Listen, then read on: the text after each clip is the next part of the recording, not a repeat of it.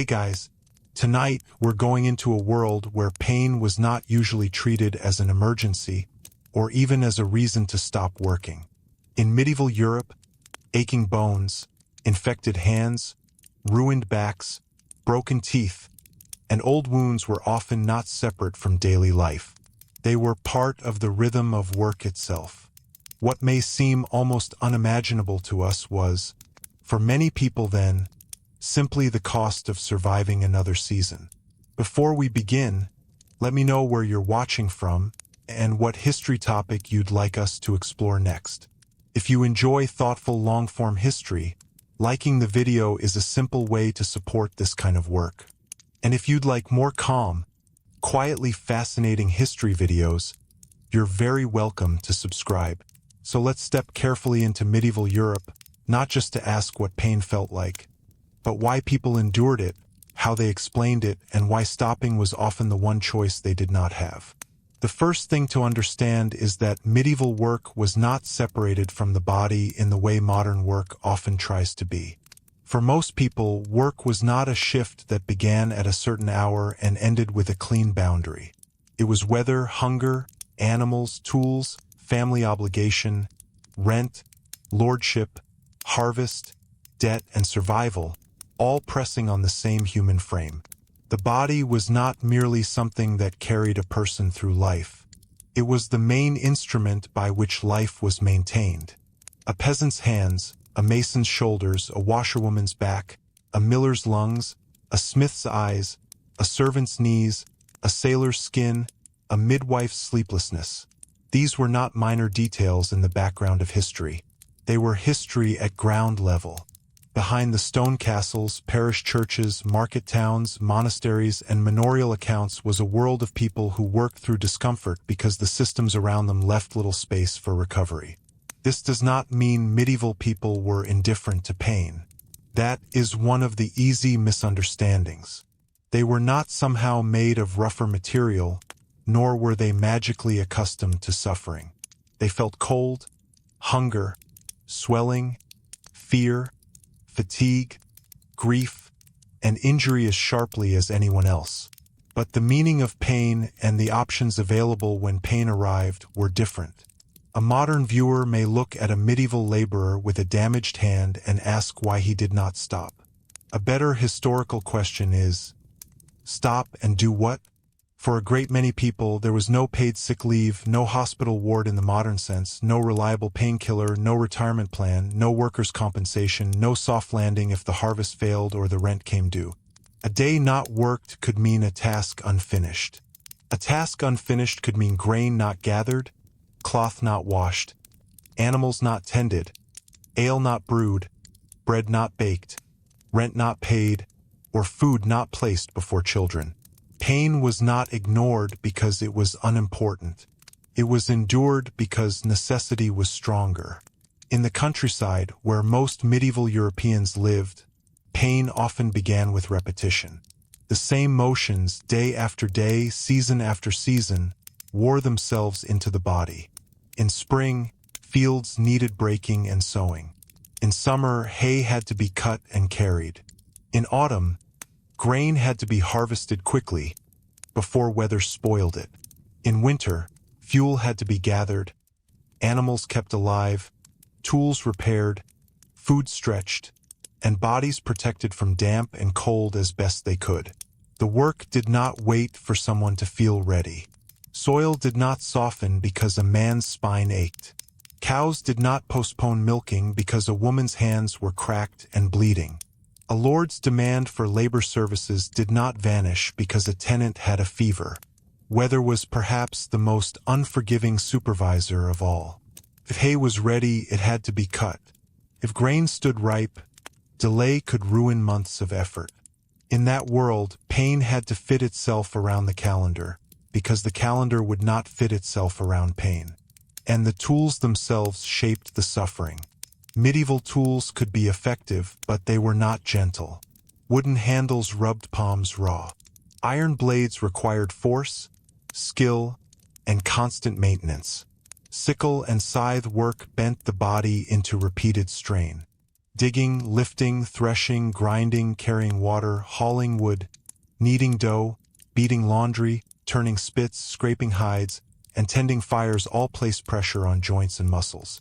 Even ordinary tasks could become punishing when repeated over a lifetime. The most revealing part is that much of this pain was not considered extraordinary. A person with sore knees, stiff fingers, a smoke-burned throat, or a back bent by labor was not necessarily seen as sick. They were often simply seen as working. In many communities, the line between ordinary hardship and medical crisis was drawn much later than we would draw it now. A wound might demand attention. A broken limb might stop labor. A fever might frighten a household. But chronic pain, exhaustion, and slow damage belonged to the expected landscape of life. That expectation was reinforced by the economy. Medieval rural society was built on thin margins. Grain yields were often uncertain. Storage was imperfect. Bad weather could turn careful planning into hunger. Livestock could sicken. Tools could break. War, taxation, disease, and local disputes could disturb the fragile rhythm of survival. In such a world, rest was not simply a personal choice. It was a resource, and not everyone could afford it. This is where medieval pain becomes more than a story of individual endurance. It becomes a story about systems. The poor did not merely work hard because they were virtuous or resigned. They worked because landholding arrangements, family needs, rents, customary obligations, and the agricultural year placed pressure on them. A tenant might owe labor on a lord's domain as well as work on his own strips of land. A household might depend on every capable member, including children and the elderly, to complete seasonal tasks. Women's labor, especially, could be constant and often underrecorded, because it blended into domestic necessity rather than appearing as dramatic public work. Imagine a woman in a medieval village rising before full light. There is no single task called work waiting for her. There are many. Fire must be tended. Water must be fetched, sometimes from a distance. Grain may need grinding or dough preparing. Children, animals, cloth, garden plots, brewing, dairying, and field work may all make claims on her body. If she is pregnant, nursing, recovering from birth, or caring for the ill, the demands do not disappear. Her pain might not be written into chronicles. It might never appear in a royal document, but it shaped the day as surely as any law or battle. For men in field labor, the body was likewise consumed gradually. The image of the medieval peasant is often flattened into a simple figure. Poor, dirty, oppressed, perhaps slightly comic in popular imagination. But the reality was more complex. Peasants possessed knowledge, skill, timing, memory of land, weather sense, animal sense, and practical intelligence. They knew when soil was workable, when a tool needed sharpening, when a crop was in danger, when an animal was failing. Their work was not mindless. It required judgment, but it also required the body to answer again and again, even when the body had begun to protest. This creates one of the quiet contradictions of medieval labor. The people most essential to survival were often the least protected from bodily damage. The village needed those who could plow, sow, reap, carry, bake, brew, mend, tend, and build. Yet the same work that kept the community alive also wore out the workers.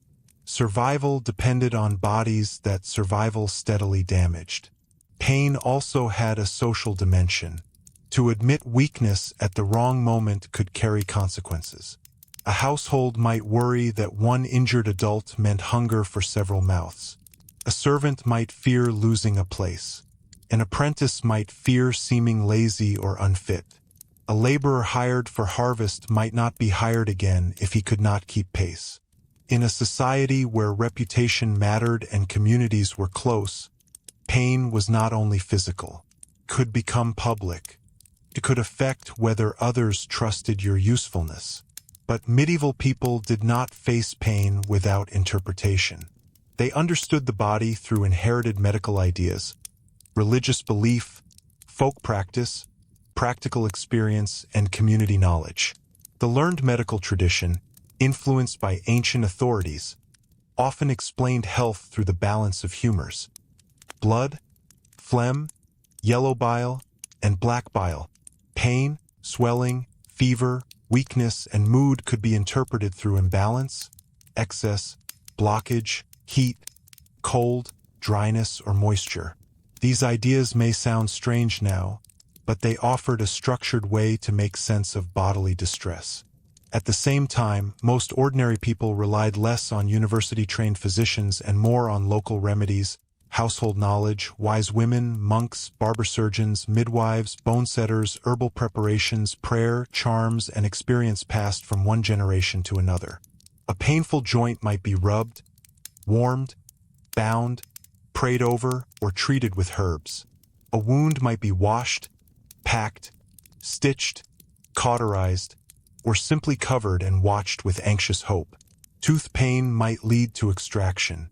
A broken bone might be set by someone whose skill came from practice rather than formal study. The important thing is not to laugh at these methods too quickly. Some were ineffective. Some were dangerous. Some were based on theories we no longer accept. But many reflected close observation of the natural world and a practical desire to relieve suffering with the materials available. Medieval people used plants, fats, wines, vinegars, resins, honey, cloth, heat, cold, pressure, and rest when rest was possible. They experimented within their world. They were not foolish because they lacked modern medicine. They were resourceful inside limits we rarely have to imagine. Still, the limits were severe. Infection was a constant threat. A small cut could become dangerous if dirt entered the wound. Work with animals, soil, metal, wood, and fire exposed people to injury every day. Pain that began as a minor problem could deepen into lasting disability. A badly healed fracture might change a person's gait for life. A damaged eye might reduce a craftsman's ability to work. A crushed finger could threaten a household economy. A burn could stiffen skin and limit movement. A tooth infection could spread beyond the mouth. In a world without antibiotics, the border between inconvenience and catastrophe was frighteningly thin. And yet, this danger did not always announce itself dramatically. Much medieval suffering was slow. The body accumulated evidence of labor: scar tissue, bent posture, missing teeth, thickened palms, damaged nails, clouded eyes, breath shortened by smoke, dust, or damp, skin roughened by weather, women's bodies altered by repeated pregnancy and childbirth, men's bodies strained by hauling, digging, fighting, or craft labor. Children's bodies shaped early by tasks that began long before modern ideas of childhood would allow. Child labor, in this context, should not be imagined only as cruelty, though cruelty certainly existed. It was also woven into family survival. Children helped with animals, fields, errands, spinning, gathering fuel, carrying water, watching younger siblings, scaring birds from crops, and learning trades. Their bodies entered the economy early. Play and work were not always separate worlds. A child might learn usefulness through tasks that left them tired, cold, bruised, or hungry. The medieval household was a unit of production, and children belonged to that unit. This early exposure to work shaped expectations. Pain was taught not only through words but through imitation. A child watched adults continue despite discomfort and learned what endurance looked like. They learned which complaints were acceptable and which were not. They learned that certain pains were ordinary, certain injuries were serious, and certain weaknesses were dangerous because they threatened the household. In this way, the culture of working through pain was passed down quietly, not as a written doctrine but as daily behavior. There is a temptation to describe this as grim endurance alone, but that would miss something important. Medieval communities also had forms of mutual support. Neighbors could help during harvest, illness, childbirth, death, or crisis. Kinship networks mattered. Parish charity, monastic almsgiving, guild assistance, and customary obligations could sometimes provide relief. The village was not simply a place of isolated suffering. It could be a place of shared labor and shared vulnerability. But help was uneven. Charity might depend on reputation. Guild support might belong only to members. Monastic care might be limited by distance and resources. Family help might fail if everyone was already strained. And support did not erase the expectation that people return to usefulness as soon as they could. Compassion existed, but it lived inside scarcity. In towns, pain took different forms. Urban work brought density, specialization, noise, fire, waste, crowding, and craft hazards. A medieval town could be energetic and profitable, but it was rarely comfortable. Streets could be muddy, cramped, and foul-smelling. Workshops were often homes as well as places of production. Apprentices slept near workspaces. Artisans labored in dim rooms, near furnaces, vats, blades, needles, dyes, fumes, or dust. A blacksmith's pain might come from heat, sparks, hammering, and the constant shock of metal against metal.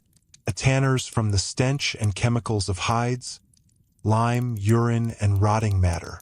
A fuller's from trampling cloth and handling harsh substances. A baker's from heat and long hours. A mason's from lifting stone and breathing dust. A scribe's from cramped fingers, strained eyes, and the discipline of stillness. A weaver's from posture, repetition, and poor light. A porter's from carrying loads through streets not designed for mercy. Some crafts carried prestige, but prestige did not necessarily mean comfort. This is another useful reversal. We often imagine skilled work as a step above raw physical labor, and in some social ways it was. A master craftsman might possess status, tools, apprentices, and guild protection. Yet skill did not remove bodily cost. It often concentrated it. The better someone became at a trade, the more their body adapted to its demands, and the more those demands left marks.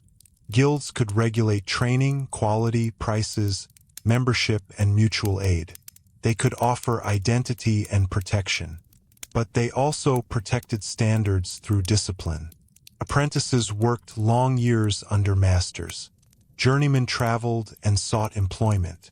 The path to independence could be difficult, expensive, and physically exhausting. Pain was part of learning.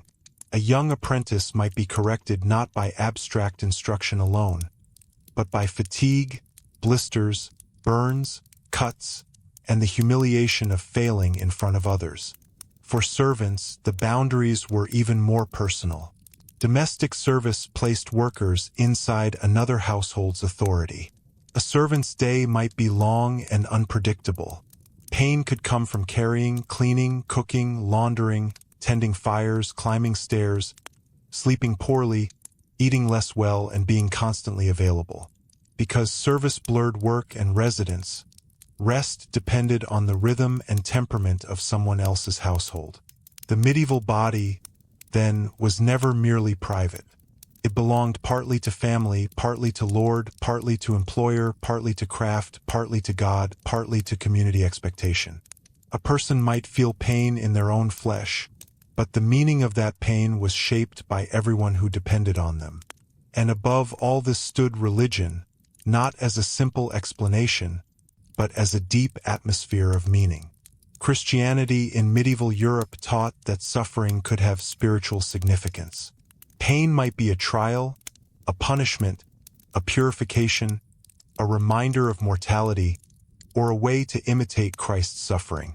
Saints' lives often described bodily endurance in ways that could inspire awe. Pilgrims walked long distances despite hardship. Monks and nuns practiced forms of discipline. The sick prayed for healing, patience, or intercession. But this did not mean medieval Christians welcomed all pain or refused treatment. That is another simplification. They sought cures. They feared death. They asked saints for relief precisely because pain was real. Religious meaning did not erase bodily distress. It gave distress a language.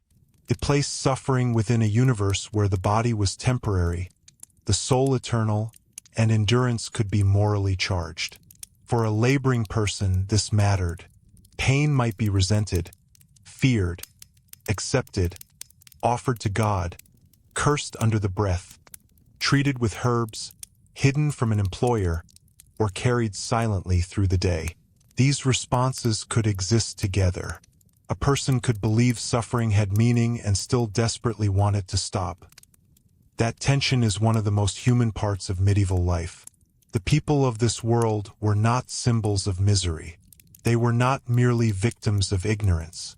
They were fathers, mothers, children, widows, apprentices, servants, monks, sailors, shepherds, brewers, carters, miners, masons, and market women trying to continue under pressure. They laughed, bargained, prayed, complained, rested when they could, helped one another sometimes, exploited one another sometimes, and pushed their bodies because the alternative could be worse. By the later medieval period, especially after the Black Death in the 14th century, the relationship between labor, pain, and power began to shift in certain places. Population loss made workers scarcer.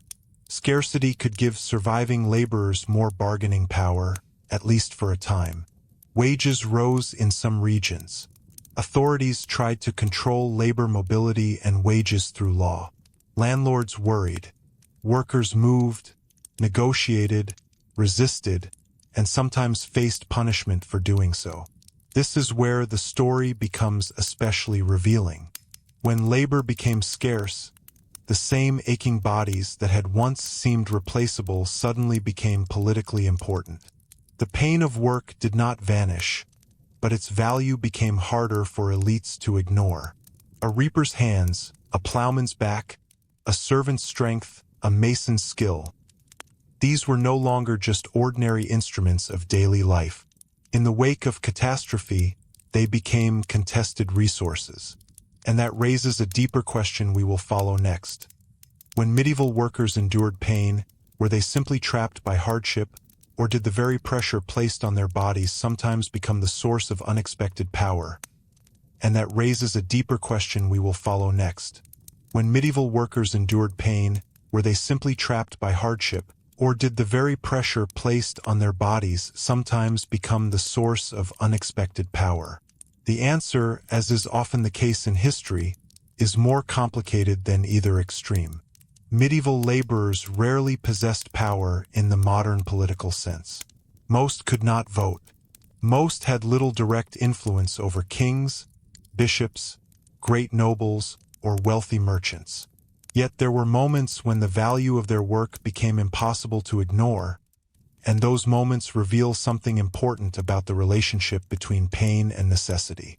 After the Black Death swept across Europe in the mid-14th century, entire communities were transformed. The plague killed an enormous portion of the population. Villages disappeared. Farms stood partially abandoned. Workshops lost skilled workers. Monasteries struggled to replace monks. Households lost parents, children, servants, and laborers. For those who survived, grief was everywhere.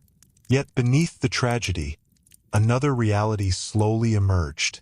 The labor that remained became more valuable.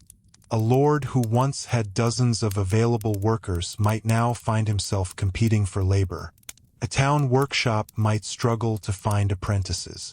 Land that had once been carefully cultivated could sit idle because there were not enough hands to work it. This shift did not remove pain from daily life. The fields were still heavy.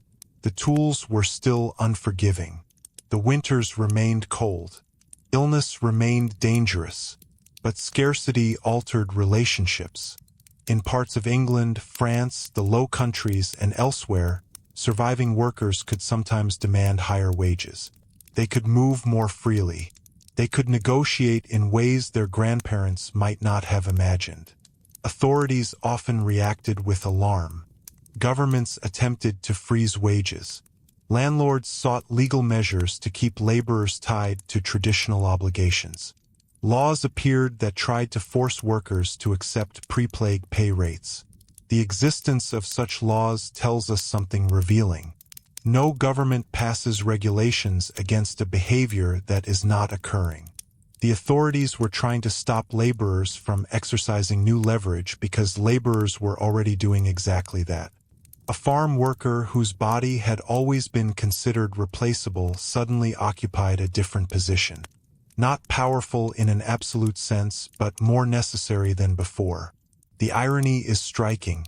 The same aching backs that had spent generations carrying grain, digging ditches, and hauling timber became, in some regions, a source of bargaining power precisely because there were fewer of them. Yet even this shift had limits. Pain did not become easier simply because labor became more valuable. If anything, the shortage of workers could increase workloads. Surviving laborers sometimes found themselves responsible for larger areas of land or additional responsibilities. Communities had to adapt to missing neighbors. Families had to reorganize their labor. Orphan children might enter service earlier. Widows often carried enormous burdens managing households with fewer available hands. In many places, daily life became a balancing act between opportunity and exhaustion. This pattern appears repeatedly throughout medieval history. Periods of hardship occasionally created openings for ordinary people, but those openings rarely arrived without new forms of pressure. And nowhere is this more visible than in the world of mining. When modern people picture medieval labor, they often imagine fields and farms. Yet beneath the ground, another category of work exposed the body to a different kind of suffering. Mining existed across medieval Europe, particularly where valuable resources could be extracted.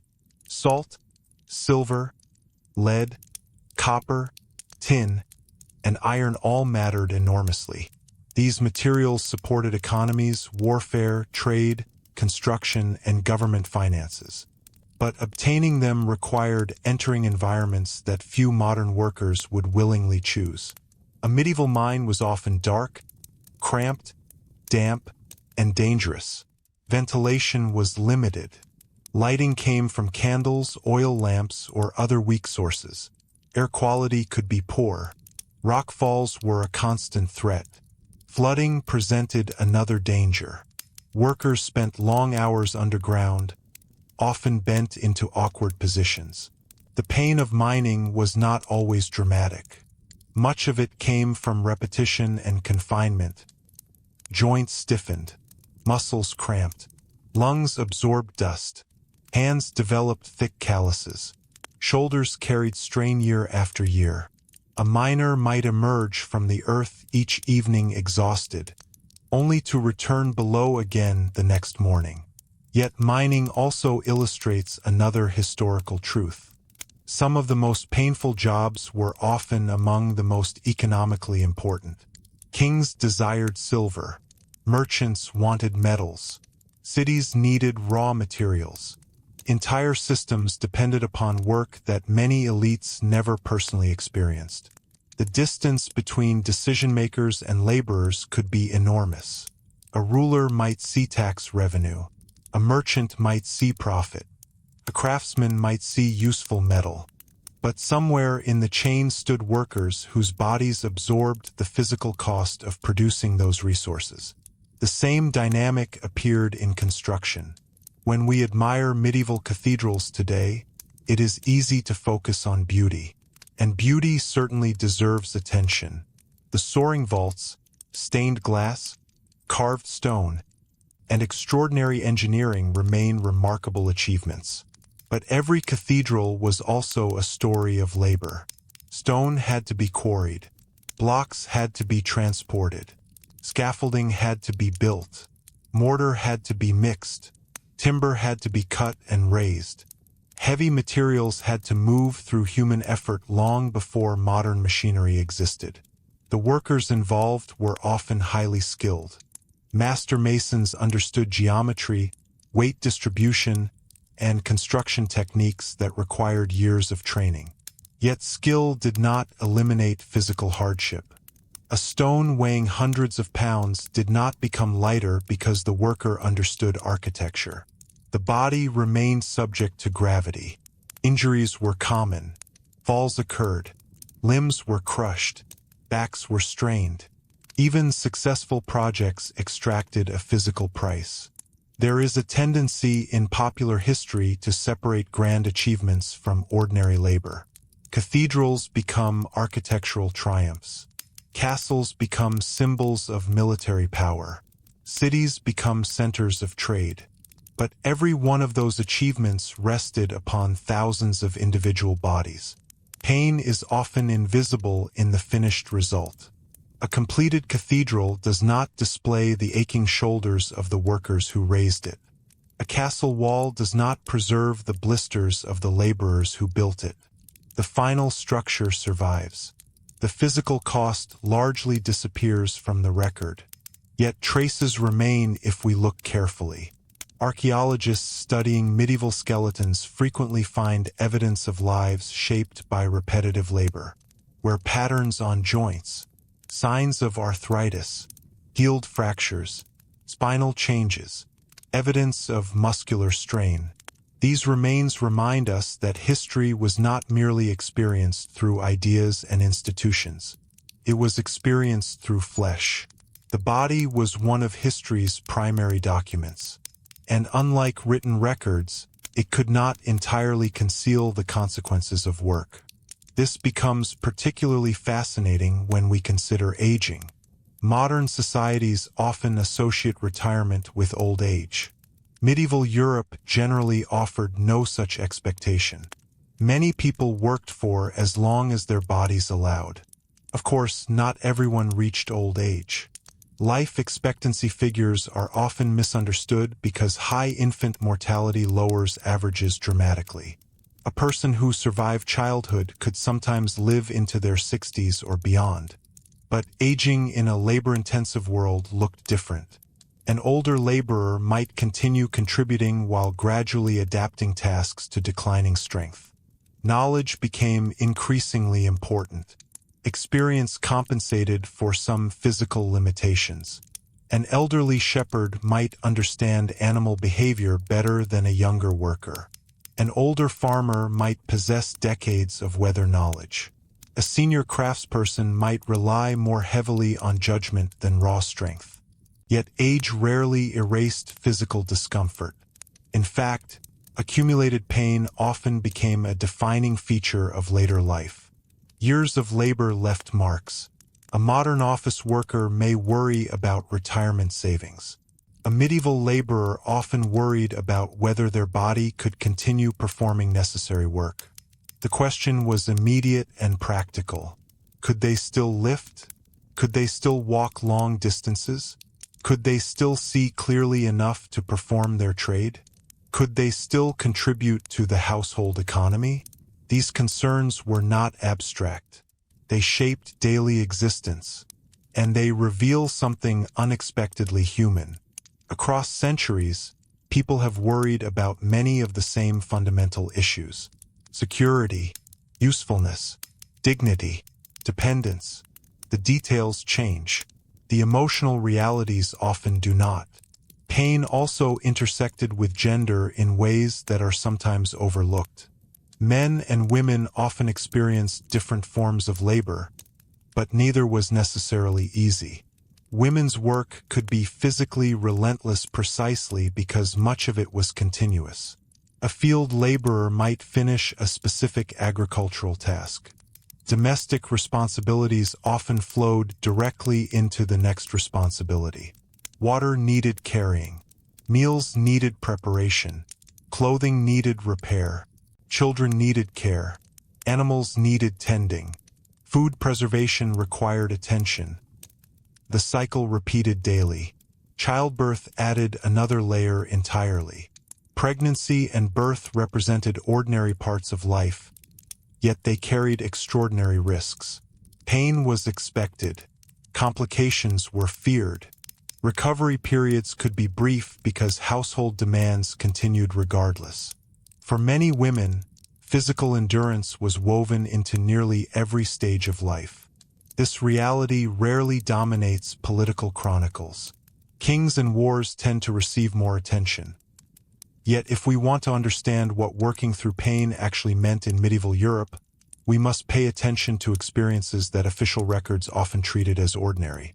Because what a society considers ordinary can reveal more than what it considers exceptional. And that observation leads us toward another overlooked world of medieval pain. Not the pain of fields, mines, workshops, or construction sites, but the pain experienced by those whose work was tied directly to movement itself. Messengers crossing difficult terrain, merchants traveling dangerous roads, sailors enduring storms, cold, and confinement, carters guiding heavy loads across rough landscapes, pilgrims walking hundreds of miles in search of spiritual reward. For these people, pain was not attached to a single workplace. The workplace was the road itself. And as medieval trade networks expanded, towns grew, and long-distance travel became increasingly important, entire categories of workers found themselves living between destinations, carrying both goods and burdens across a continent where even an ordinary journey could become an exhausting test of endurance. And it is along those roads, stretching across forests, mountains, rivers, and uncertain frontiers, that the next chapter of the story begins. And it is along those roads, stretching across forests, mountains, rivers, and uncertain frontiers, that the next chapter of the story begins. For many medieval Europeans, travel was not an occasional inconvenience. It was work itself. The road was a place where pain accumulated mile after mile, often in ways that left few traces in written records. Chroniclers tended to notice kings on progress, armies on campaign, noble pilgrimages, diplomatic missions, and famous merchants. Yet beneath those visible journeys existed countless ordinary travelers whose bodies absorbed the physical cost of keeping medieval society connected. The roads themselves were rarely designed for comfort. Some regions inherited fragments of older Roman infrastructure, and certain routes remained surprisingly durable centuries after imperial authority had vanished. But even these roads were subject to weather, neglect, flooding, and gradual deterioration. Elsewhere, travelers followed dirt tracks that could become deep mud after rain or hard, uneven ground during dry periods. A journey that appears short on a modern map could consume an entire day. A trip that now requires a few hours might once have demanded several exhausting days of walking, riding, or hauling goods. This is one of the hidden realities of medieval labor. Distance felt different. The human body served as the primary engine of movement. People walked. Animals carried loads. Carts rolled slowly over imperfect surfaces. Ships followed winds and currents that could not be commanded. Movement required effort, and effort often produced pain. Consider the merchant responsible for transporting goods between towns. Popular imagination sometimes presents merchants as relatively comfortable compared with peasants. Certainly, some merchants accumulated substantial wealth. Some became influential figures within urban society. Yet the process of acquiring that success could be physically demanding. Long-distance trade exposed merchants to weather, uncertainty, poor roads, disease, theft, and constant travel. A merchant might spend weeks away from home. He could sleep in inns of uneven quality, monastery guest houses, rented rooms, barns, warehouses, or temporary shelters. Some nights brought relative comfort. Others offered little more than protection from rain. The body rarely enjoyed consistency. Beds changed. Food varied. Water quality fluctuated. Temperatures shifted dramatically between regions and seasons. Even prosperous travelers often experienced exhaustion that modern business travel only faintly resembles. The same was true for messengers. Before modern communication systems, information moved at the speed of people, animals, and ships. Kings relied on messengers. Merchants relied on messengers. Monasteries, noble households, courts, towns, and military commanders all depended upon information traveling from one place to another. Yet every message required a human body to carry it. A courier might ride through cold rain for hours. A mounted messenger could spend long days in the saddle, developing soreness, stiffness, and fatigue that became familiar companions. Roadside dangers added further strain. Bandits existed. Political instability disrupted travel. Flooded rivers could halt movement. Mountain passes became treacherous during winter. A simple delivery often demanded persistence rather than speed. The message mattered, but the messenger's discomfort was usually taken for granted. Perhaps nowhere was the relationship between movement and pain more visible than among medieval pilgrims. Pilgrimage occupied a unique position within medieval life. It could be an act of devotion, repentance, gratitude, obligation, or hope. People traveled to shrines associated with saints, relics, miracles, and sacred history. Some journeys were relatively short. Others stretched across hundreds of miles.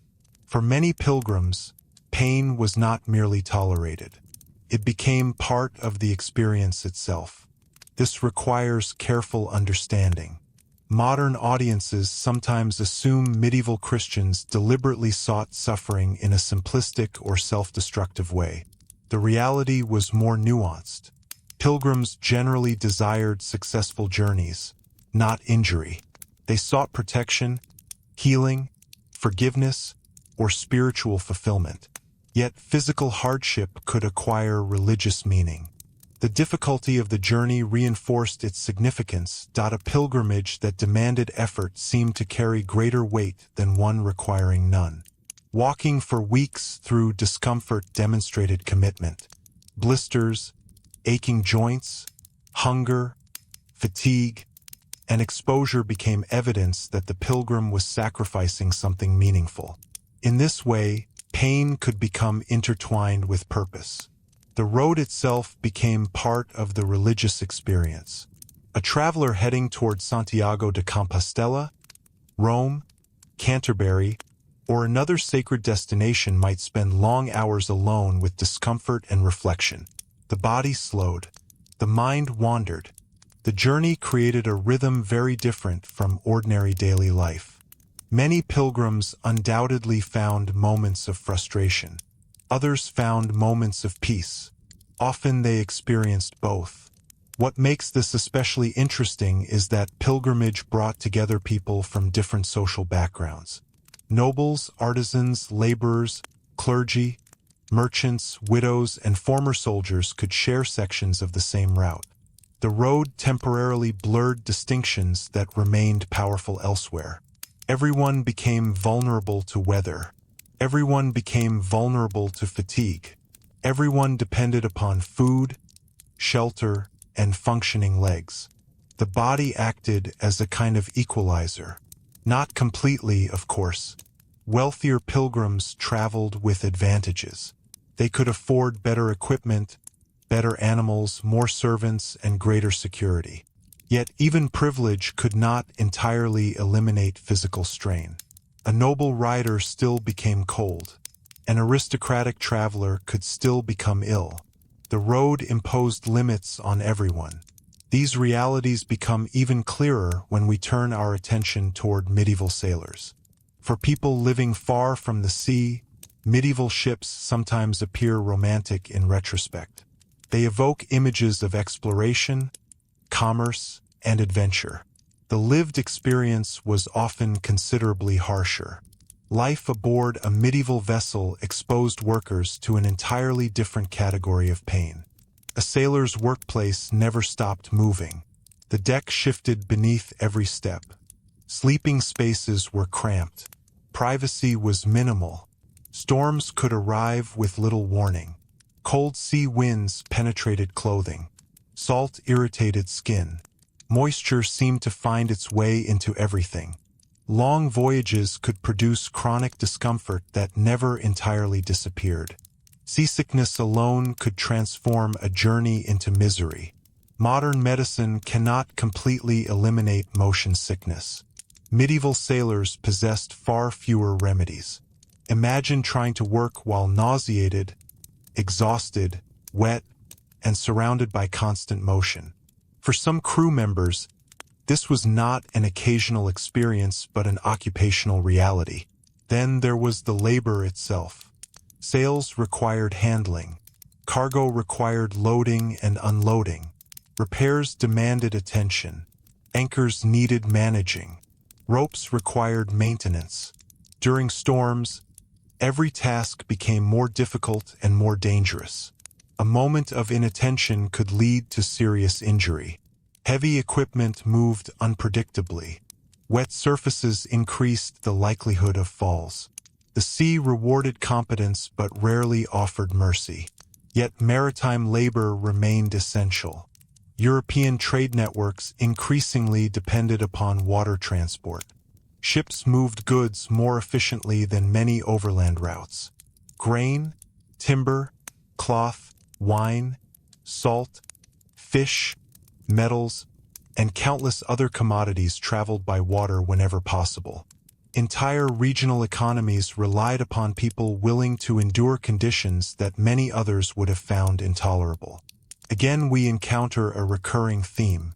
Some of the most physically demanding work supported the largest systems. The discomfort experienced by individual workers often disappeared behind the success of broader institutions. A thriving port represented commercial prosperity, but prosperity depended upon sailors whose backs, hands, knees, and lungs bore the physical burden of making trade possible. Fishing communities reveal another dimension of this reality. Fish played an important role in medieval diets, particularly because Christian religious observance created numerous fasting days when meat consumption was restricted. Demand for fish could be substantial. Meeting that demand required labor that was often cold, repetitive, and dangerous. Fishermen faced uncertain weather, long hours, heavy nets, and unpredictable catches. Income fluctuated. Risk remained constant. A successful catch brought relief. A poor catch could threaten household survival. Physical exhaustion was common. And because fishing frequently occurred before dawn or continued late into the evening, sleep itself could become another scarce resource. Pain was not always the result of injury. Sometimes it emerged from accumulated fatigue. This distinction matters. When modern people imagine historical suffering, they often picture dramatic wounds, broken bones, battle injuries, visible trauma. Yet many medieval workers experienced something quieter. The pain of insufficient recovery, the pain of repetition, the pain of doing yesterday's work again before yesterday's exhaustion had disappeared. This type of suffering rarely appears in heroic stories. It leaves few dramatic moments for chroniclers to record. Yet it may have been among the most common forms of discomfort in medieval Europe. Carter provides a useful example. Carters transported goods between settlements using wagons and draft animals. At first glance, the work appears less physically demanding than carrying loads personally. The animals supplied much of the pulling power, but the reality was more complicated. Animals required management. Wagons required maintenance. Road conditions demanded constant attention. Loads shifted, wheels broke, axles failed. Animals became injured or stubborn. When problems occurred, the carter often had to solve them physically. Heavy components needed lifting. Vehicles became stuck in mud. Cargo required rearranging. A journey rarely unfolded exactly as planned. The body remained involved in every stage. One of the most revealing aspects of medieval transportation is how often workers existed between categories. A merchant might become a laborer when unloading goods. A sailor might become a porter in harbor. A pilgrim might perform temporary work to fund further travel. A messenger might need to repair equipment personally. Specialization existed, but necessity frequently overruled it. People adapted because circumstances demanded adaptation. The body served as the final reserve resource. When systems failed, human effort filled the gap. This flexibility partly explains why medieval workers developed practical knowledge that extended beyond narrow job descriptions. A traveler learned basic repair skills. A sailor learned weather patterns. A merchant learned animal management. A farmer learned construction techniques. The world rewarded versatility because specialized assistance was not always available. Yet versatility came at a cost. Every additional responsibility placed new demands on the body. The road, the river, the sea, and the marketplace all required different forms of endurance. And endurance itself became a valuable skill, not necessarily celebrated, not often recorded, but deeply important. A person capable of continuing despite discomfort possessed an advantage in a society where physical challenges appeared constantly. This does not mean endurance was always admired equally. Medieval communities could distinguish between admirable persistence and reckless behavior. A worker who continued despite manageable pain might earn respect. Someone who ignored a serious injury could endanger both themselves and their household. The line between courage and imprudence was not always clear. People negotiated that boundary continually, and they did so without many of the diagnostic tools modern medicine provides. A swelling might disappear, or it might signal something far more dangerous. A fever might pass, or it might become fatal. An aching joint might improve, or it might worsen permanently. Uncertainty surrounded many physical problems. This uncertainty shaped decisions about work. Should a laborer rest today and risk lost income, or continue working and risk worsening the condition? Should a sailor report an injury, or conceal it to avoid losing employment? Should a servant admit illness, or attempt to fulfill duties despite weakness? These choices occurred every day across medieval Europe. They remind us that working through pain was not always a straightforward act of endurance. Often it involved judgment under uncertainty. People weighed risks with imperfect information. Sometimes they chose correctly, sometimes they did not, and occasionally the consequences extended far beyond a single individual. Because as towns expanded, trade networks stretched farther, and economies became increasingly interconnected, the health and physical capacity of ordinary workers began affecting larger systems in ways that medieval governments, merchants, and institutions could no longer entirely overlook. Gradually, almost imperceptibly at first, questions about labor, productivity, illness, and bodily capacity began moving beyond the household and into broader social concerns. And it is within that changing landscape, where the pain of individual workers started intersecting with the interests of towns, guilds, churches, and states, that another revealing chapter of medieval life begins to emerge. And it is within that changing landscape, where the pain of individual workers started intersecting with the interests of towns, guilds, churches, and states, that another revealing chapter of medieval life begins to emerge.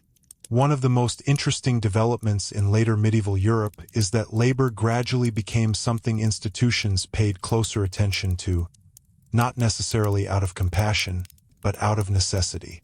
For centuries, the suffering of ordinary workers had largely remained within the household. An injured peasant was primarily a problem for his family. A sick servant was a concern for the household that employed her. A disabled craftsman affected his workshop and immediate community. But as towns expanded and economic activity became more interconnected, individual bodies increasingly affected larger systems. A baker unable to work could disrupt food production. A mason injured during construction could slow an expensive building project. A skilled smith lost to illness might create delays for dozens of customers. The more specialized certain forms of labor became, the harder workers were to replace immediately. This did not transform medieval society into a world of worker protection. Far from it. Yet it did create new incentives for institutions to think about health, recovery, and labor capacity in ways that earlier generations might not have considered. Guilds offer one of the clearest examples. Guilds were never identical across Europe. Their rules, privileges, responsibilities, and influence varied considerably from place to place. Some were powerful organizations deeply involved in civic government. Others exercised more limited authority. But many guilds shared a common concern. They depended upon skilled human bodies. A guild could possess regulations, traditions, privileges, and accumulated wealth, but none of these things produced goods by themselves. Production depended upon workers capable of practicing their craft. This reality sometimes encouraged forms of mutual support. Certain guilds maintained charitable funds. Some provided assistance to widows. Others offered support for members facing hardship. Occasionally, aid extended to illness or injury. Such arrangements were rarely generous by modern standards, but they reveal an important principle. Workers were becoming valuable enough that institutions occasionally invested resources in preserving them. The motivation was often practical rather than humanitarian. Yet practical concerns can still shape historical change. A town that depended heavily on a particular trade benefited when skilled workers remained productive. The guild benefited when experienced members survived long enough to train apprentices. Communities began recognizing that labor was not an unlimited resource. This may seem obvious to us. It was less obvious in societies where populations had once seemed abundant and individual workers easily replaceable. The demographic shocks of plague, famine, and warfare forced many communities to reconsider assumptions about labor availability. At the same time, another development was quietly unfolding. Medical knowledge, although still limited by modern standards, was becoming increasingly organized. Universities trained physicians. Medical texts circulated. Translations of ancient and Islamic medical works influenced European scholarship. Monasteries preserved knowledge. Urban practitioners developed reputations. Barber surgeons expanded their roles. The average laborer still lacked access to sophisticated treatment. But medical ideas were moving through society in ways that slowly altered how people understood pain and injury. This did not mean medieval doctors suddenly discovered modern medicine. They did not. Many treatments remained ineffective. Some were harmful. Others offered partial relief without addressing underlying causes. Yet it would be a mistake to imagine medieval medicine as static. People observed. They recorded, they debated, they experimented within the intellectual frameworks available to them. And perhaps most importantly, they paid attention to outcomes. A successful treatment gained reputation. An unsuccessful one lost credibility. Practical experience mattered. This becomes particularly apparent in surgery. The word itself can sound alarming when attached to the medieval period. Many viewers imagine procedures performed in ignorance and chaos. The reality is more complicated. Certainly, surgery carried significant risks. Pain management was limited. Infection remained dangerous. Outcomes could be uncertain. Yet medieval surgeons often possessed considerable practical skill. They treated wounds, fractures, dislocations, abscesses, and other conditions that required direct intervention. Battlefield experience contributed to surgical knowledge. So did accidents occurring in everyday labor. A world filled with axes, knives, hammers, animals, fire, and heavy materials inevitably produced injuries. Someone had to respond. The people who developed expertise in treating such injuries occupied an important place within medieval society. Their existence reminds us that working through pain was only one part of the story. Relieving pain also mattered. Communities sought healers precisely because suffering was not viewed as irrelevant. A laborer who recovered represented more than a healthier individual. Recovery restored productive capacity. A healed worker could return to fields, workshops, roads, ships, and households. This practical reality linked medicine and economics more closely than we sometimes realize. Another revealing aspect of medieval pain emerges when we consider military service. War occupies a large place in medieval history, but discussions of warfare often focus on kings, commanders, battles, and political consequences. The physical experience of ordinary participants receives less attention. Yet military labor was labor nonetheless. Soldiers marched extraordinary distances. They carried equipment. They dug fortifications. They built roads.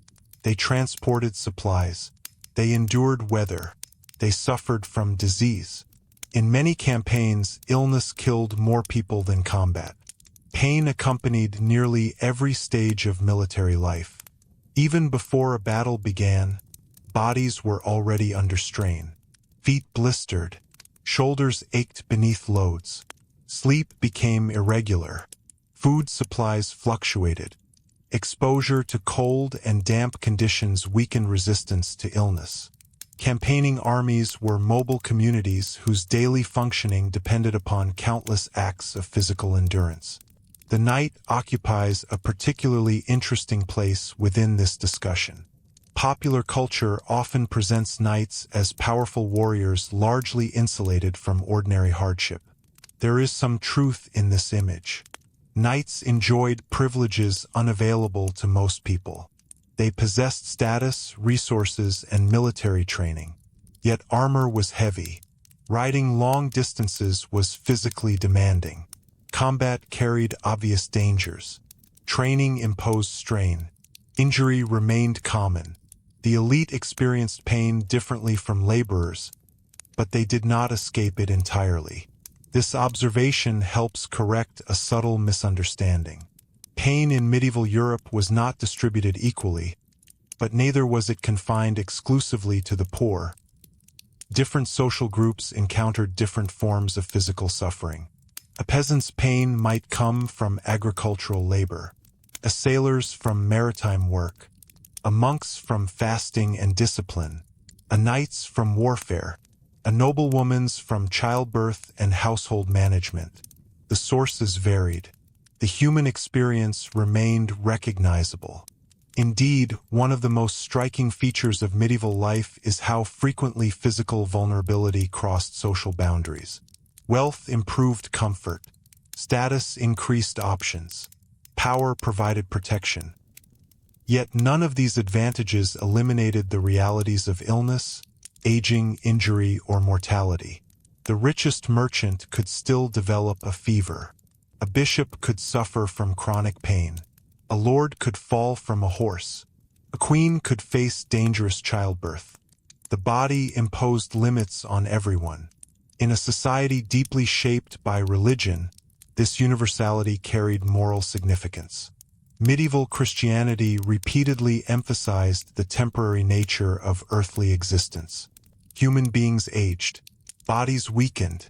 Death eventually arrived. Pain often served as a reminder of this reality. This perspective did not necessarily make suffering easier, but it influenced how suffering was interpreted. The medieval world contained constant reminders of bodily fragility. Churchyards surrounded parish churches. Disease outbreaks appeared unexpectedly. Famines exposed dependence upon weather and harvests. Accidents happened in fields, workshops, and homes. Life expectancy remained uncertain. Under such conditions, awareness of mortality became woven into everyday consciousness. Modern societies often attempt to push thoughts of death toward the margins. Medieval society frequently encountered them in the center. That encounter shaped attitudes toward endurance. People worked through pain partly because they had to, but they also lived within cultural systems that viewed hardship as an ordinary feature of human existence rather than an exceptional interruption. This distinction is important. A modern worker experiencing significant pain often expects that something abnormal has occurred. A medieval worker might interpret the same experience differently, not because the pain hurt less, but because expectations differed. Expectation influences perception. A society that assumes life will include substantial hardship responds differently than one that assumes comfort should be normal. Neither perspective is entirely right or wrong. Both emerge from historical circumstances. And this is where we encounter one of the most fascinating reversals in the entire story. Modern viewers often imagine medieval people as constantly miserable. Yet many historical sources suggest that people found joy, humor, companionship, celebration, and meaning despite physical difficulties that seem overwhelming to us. This does not romanticize suffering. Pain remained real. Poverty remained real. Exploitation remained real. But human beings possess a remarkable ability to normalize conditions that would initially appear unbearable. A peasant gathering with neighbors after harvest. A sailor sharing stories in port. A family celebrating a wedding. A guild hosting a feast. A village observing a religious festival. Such moments existed alongside hardship rather than replacing it. The same person who spent the day working through aching muscles might spend the evening singing, praying, talking, drinking ale, or enjoying companionship. History becomes more accurate when we allow both realities to exist simultaneously. People suffered. People also lived. And that balance becomes especially visible when we examine the rhythms of the medieval calendar itself. Work did not occur in a perfectly continuous stream. The year possessed its own structure. Religious observances, seasonal transitions, market cycles, feast days, and local customs all influenced how labor was organized. From a modern perspective, medieval Europe can appear relentlessly occupied. Yet historians have increasingly noted that many communities experienced periods of interruption, pauses, and celebrations woven into the yearly cycle. These moments did not eliminate hardship, but they created opportunities for recovery, social connection, and psychological relief. A feast day was not equivalent to a modern vacation. Nevertheless, it represented a break from ordinary routines. A religious festival might suspend certain forms of labor. A local celebration could bring music, food, games, or communal gatherings. Markets offered opportunities not only for trade but also for social interaction. These interruptions remind us that medieval workers were not machines. Communities recognized the need for rhythms beyond constant production. Even employers and authorities often accepted that labor could not simply continue without pause indefinitely. The body demanded limits. Religion reinforced limits. Tradition reinforced limits. Custom reinforced limits. And yet, these pauses also reveal another tension. Because while feast days and celebrations provided relief, they did not remove the underlying reality that most people remained only one illness, one injury, one failed harvest, or one accident away from serious difficulty. The temporary escape made the return to work all the more necessary. A festival ended. A market closed. A holiday passed. The fields remained. The workshops remained. The roads remained. The obligations remained.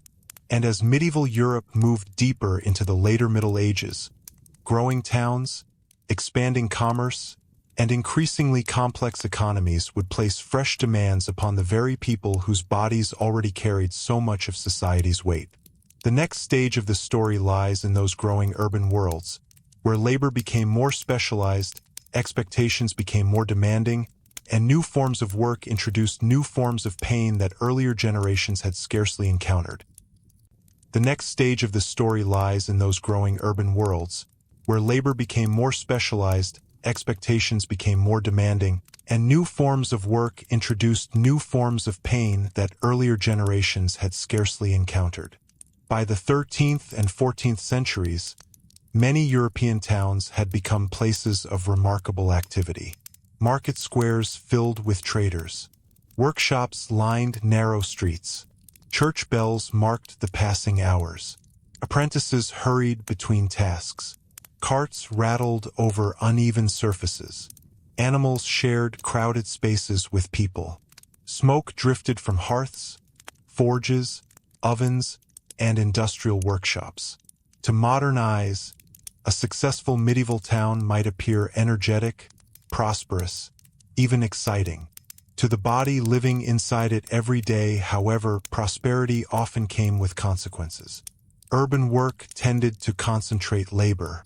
Instead of performing many different tasks throughout the agricultural year, craftsmen and workers often repeated the same motions continuously for years or even decades.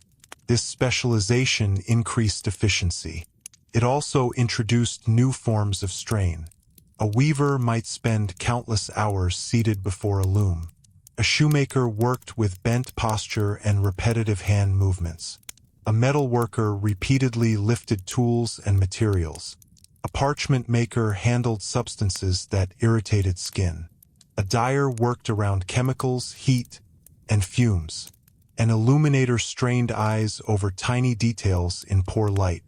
The same action repeated thousands upon thousands of times gradually reshaped the body. Many medieval workers probably did not think in terms of repetitive stress injuries, but their skeletons tell a story that modern researchers increasingly recognize. Bones adapt to repeated activity. Muscles pull against joints. Tendons strain. Wear accumulates. Over time, specific occupations often left distinctive marks. The body remembered a person's trade even after written records disappeared. This is one of the quiet revelations of medieval labor. Work was not simply something people did. Work became something their bodies became. A master craftsman who had spent 40 years in a trade carried evidence of that trade everywhere. In the shape of his hands, in the stiffness of his shoulders, in the way he walked, in the limitations he accepted as normal. Aging and occupation often became inseparable. This process began early. Apprenticeship represented one of the defining experiences of urban life. Young boys, and in certain trades girls as well, entered working worlds long before reaching adulthood. The apprenticeship system is often remembered for teaching skills, and indeed it did. But skill acquisition came through physical practice. An apprentice learned with the body as much as with the mind. Hands developed dexterity through repetition. Muscles adapted to unfamiliar tasks. Mistakes produced soreness, cuts, burns, bruises, and embarrassment. Learning was frequently uncomfortable. Consider a young apprentice blacksmith. The forge was hot. The tools were heavy. The work required strength, coordination, timing, and concentration. Mistakes could lead to burns. Success demanded repetition. What eventually appeared effortless had once required years of physical adaptation. Or imagine a young apprentice mason. Stone had weight. Scaffolding required confidence. Tools demanded precision. Long hours outdoors exposed workers to weather. Skill emerged slowly through accumulated experience. The body learned before mastery arrived. And this raises another important point. Pain was often connected to training. Modern education generally separates learning from physical hardship. Medieval vocational education frequently did not.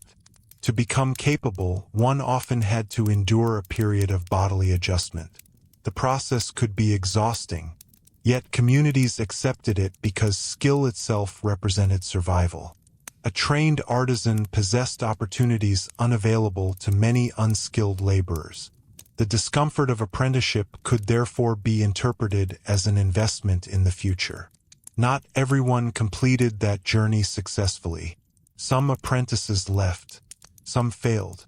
Some died before reaching mastery. But those who persisted entered trades that could provide stability, status, and identity. Though not necessarily comfort, comfort remains one of the most elusive concepts in medieval history.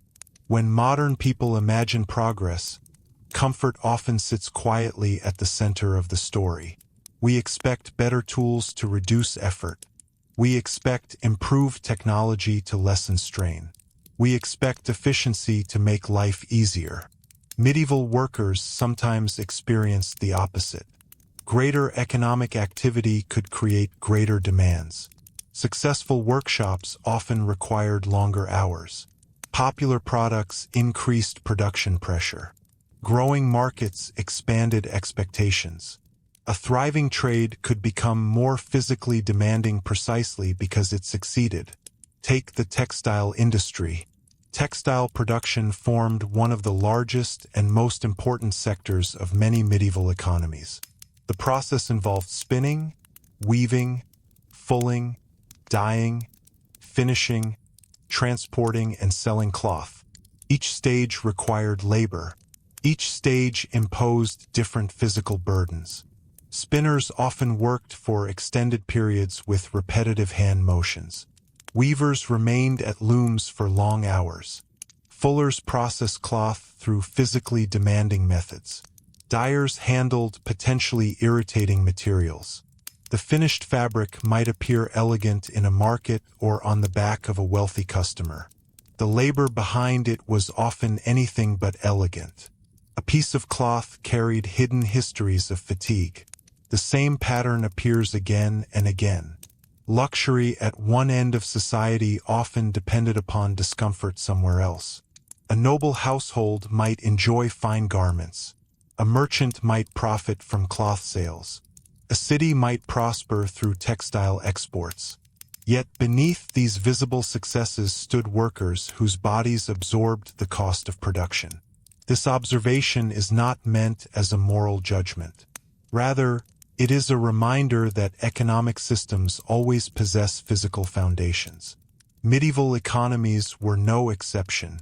Another urban occupation reveals this reality particularly well. Consider the baker.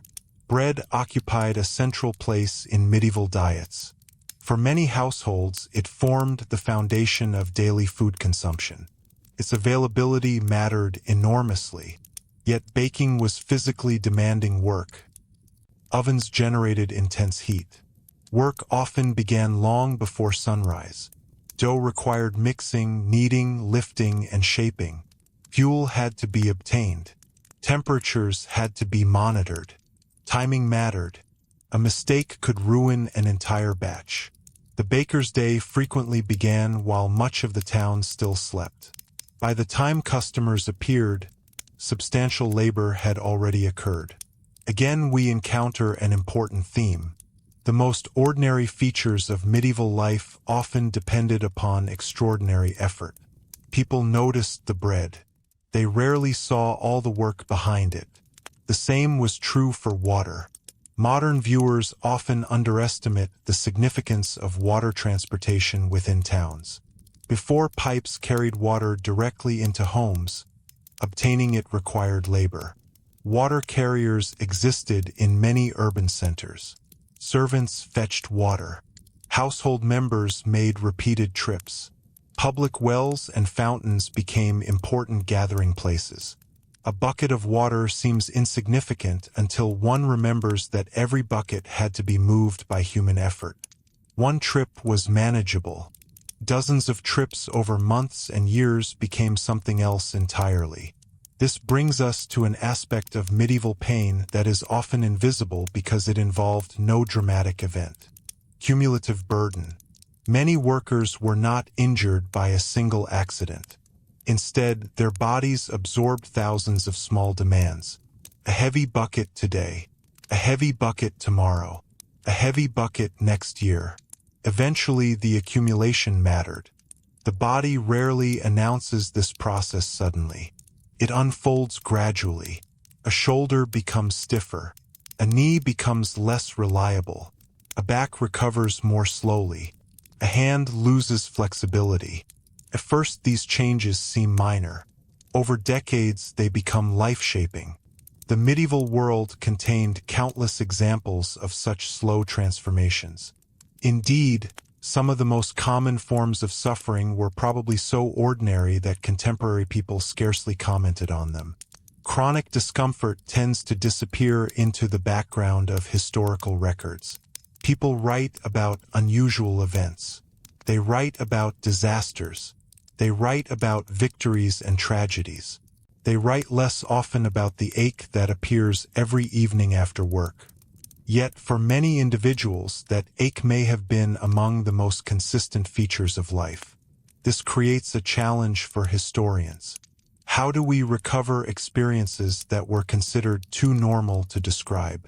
One answer comes from reading sources carefully. Court records occasionally mention injuries. Medical texts discuss symptoms. Guild regulations reveal occupational concerns. Letters contain complaints. Religious writings offer glimpses of bodily hardship. Archaeology provides physical evidence. Piece by piece, a picture emerges. And the picture is often more complex than popular imagination suggests. Medieval workers were neither endlessly miserable nor endlessly resilient. They occupied a middle ground familiar to human beings across time. They adapted. They complained. They endured. They sought relief. They worried. They recovered. They suffered setbacks. They found ways forward. The ordinary reality of pain existed somewhere between heroism and despair.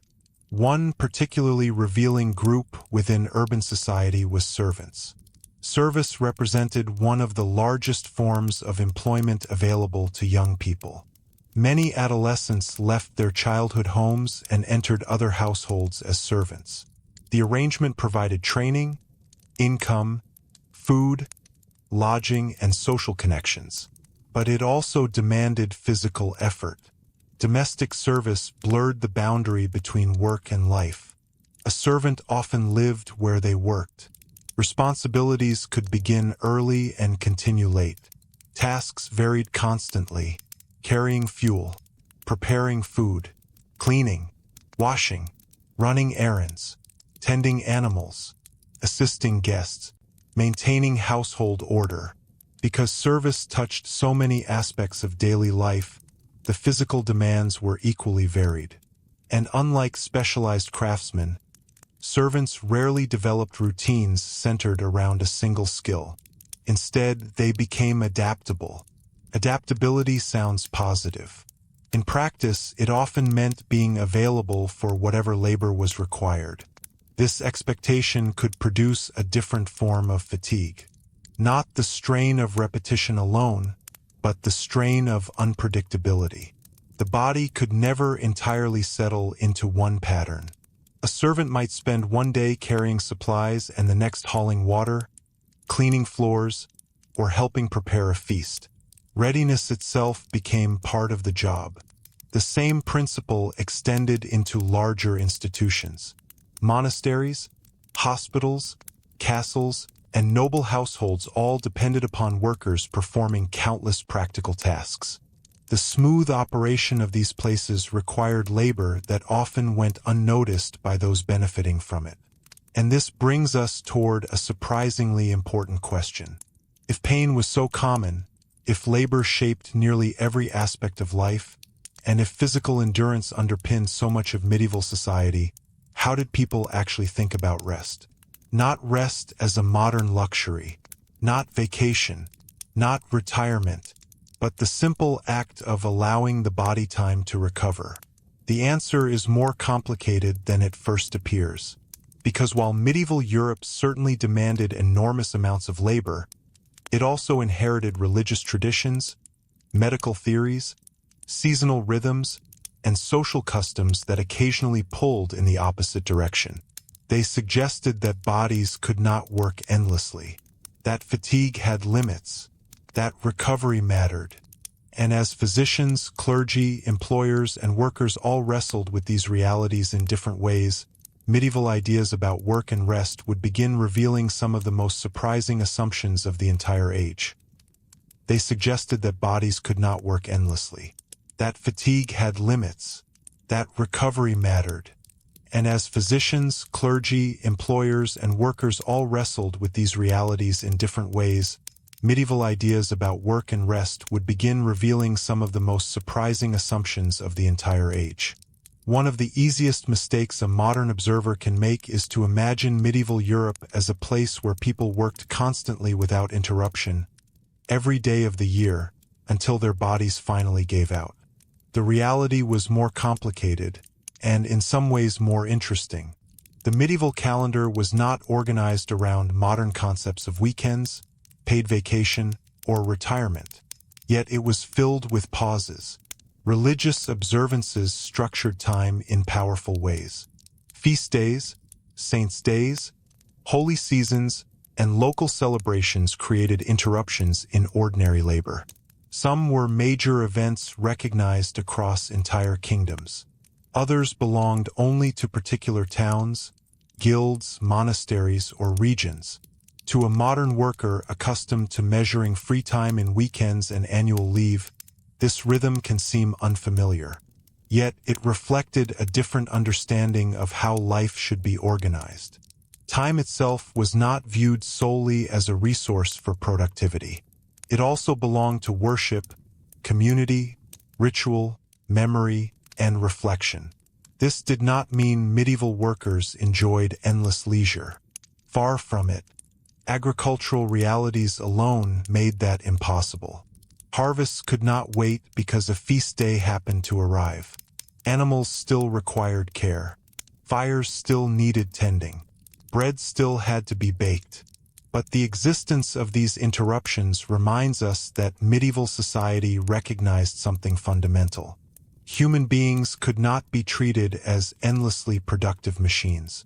Even societies that demanded tremendous labor often created spaces where ordinary routines slowed, shifted, or temporarily stopped. Interestingly, medieval medical thought frequently supported this idea. The physicians of the period worked within intellectual traditions that modern medicine has largely left behind, but some of their observations about daily life were surprisingly practical. Health, in many medical texts, depended upon balance. Too much food could be harmful. Too little food could be harmful. Excessive sleep could be problematic. Insufficient sleep could be equally concerning. Exercise mattered. Rest mattered. Emotional states mattered. Environmental conditions mattered. While medieval physicians lacked modern biological understanding, they often viewed health as something maintained through moderation. This principle extended naturally to labor. Overexertion was recognized as a source of physical problems. A person who worked beyond reasonable limits could become exhausted, weakened, or vulnerable to illness. The challenge, of course, was that knowing something was harmful and avoiding it were two different matters entirely. A physician might recommend rest. A peasant facing harvest deadlines might not have that option. A laborer's body existed at the intersection of medical theory and economic necessity. Necessity usually won. Yet the medical advice itself remains revealing because it demonstrates that medieval people were not blind to the consequences of excessive work. They understood fatigue. They observed recovery. They recognized the relationship between exertion and health. In some ways, they were asking many of the same questions people ask today. How much work is too much? How long does recovery require? When should someone stop? When should they continue? These questions become especially intriguing when viewed through the lens of sleep. Sleep occupied a different place in medieval life than it does in many modern societies. Artificial lighting remained limited. Most people lived much closer to natural cycles of daylight and darkness. Evening activities certainly existed. Towns did not become entirely inactive after sunset. Monasteries maintained schedules. Households continued necessary tasks. Travelers sometimes moved at unusual hours. But darkness imposed constraints that modern electric lighting largely removed. The result was a daily rhythm more strongly tied to environmental conditions. Yet sleep itself was not always straightforward. Medieval homes were often crowded. Privacy was limited. Noise could be unavoidable. Animals sometimes shared living spaces or occupied adjoining structures. Seasonal temperatures affected comfort dramatically. In winter, cold interrupted rest. In summer, heat created different challenges. A laborer might desperately need recovery while living in conditions that made perfect recovery difficult. This is another recurring theme in the history of pain. Relief was often incomplete. People found ways to cope rather than ways to eliminate problems entirely. The same was true for nutrition. A body working through pain requires energy. Food therefore becomes part of the story. For wealthy households, diets could be varied and substantial, though not always healthy by modern standards. For ordinary people, diet depended heavily upon local conditions, harvest success, regional customs, and economic circumstances. Bread formed the foundation of life for many. Porridges, vegetables, legumes, dairy products, and occasional meat supplemented daily meals. The quality of nutrition varied enormously. A successful harvest improved possibilities. A failed harvest narrowed them. Periods of scarcity affected recovery from injury and illness. A body struggling to heal requires resources. Medieval bodies did not always receive them. This helps explain why even relatively minor injuries could become serious problems. A modern worker recovering from a strain or illness often benefits from abundant food, cleaner living conditions, and medical support. A medieval laborer might recover while continuing to work, eating modest meals, and facing environmental stresses that complicated healing. Recovery happened, but it often happened slowly, and sometimes it did not happen completely. Many people likely carried partially healed injuries for years. The body adapted. The limp became normal. The stiff shoulder became normal. The aching back became normal. Life continued around these limitations. One particularly fascinating aspect of medieval society is the extent to which communities accommodated physical impairment. Popular imagination often assumes that anyone unable to work fully would simply be abandoned. Historical evidence suggests a more nuanced reality. Families frequently cared for injured relatives. Communities provided assistance. Religious institutions offered charity. Guilds sometimes supported members. Not always, not perfectly, not universally, but often enough to challenge simplistic assumptions. A person with a disability did not automatically disappear from society. Many continued contributing in different ways. Knowledge could remain valuable even when physical strength declined. An older craftsman might teach apprentices. An experienced farmer could offer advice. A merchant unable to travel might supervise others. A widow might manage property or household affairs. This adaptability reflects another important truth. Medieval people understood that usefulness existed in many forms. Physical labor mattered enormously, but it was not the only resource available to a community. Experience mattered. Memory mattered. Skill mattered. Judgment mattered. As bodies changed, individuals often shifted toward roles that relied more heavily on these qualities. Of course, such transitions were not always possible. The poor remained vulnerable. People without family support faced serious risks. Poverty and disability could combine in devastating ways. Begging existed partly because not everyone possessed a reliable support network.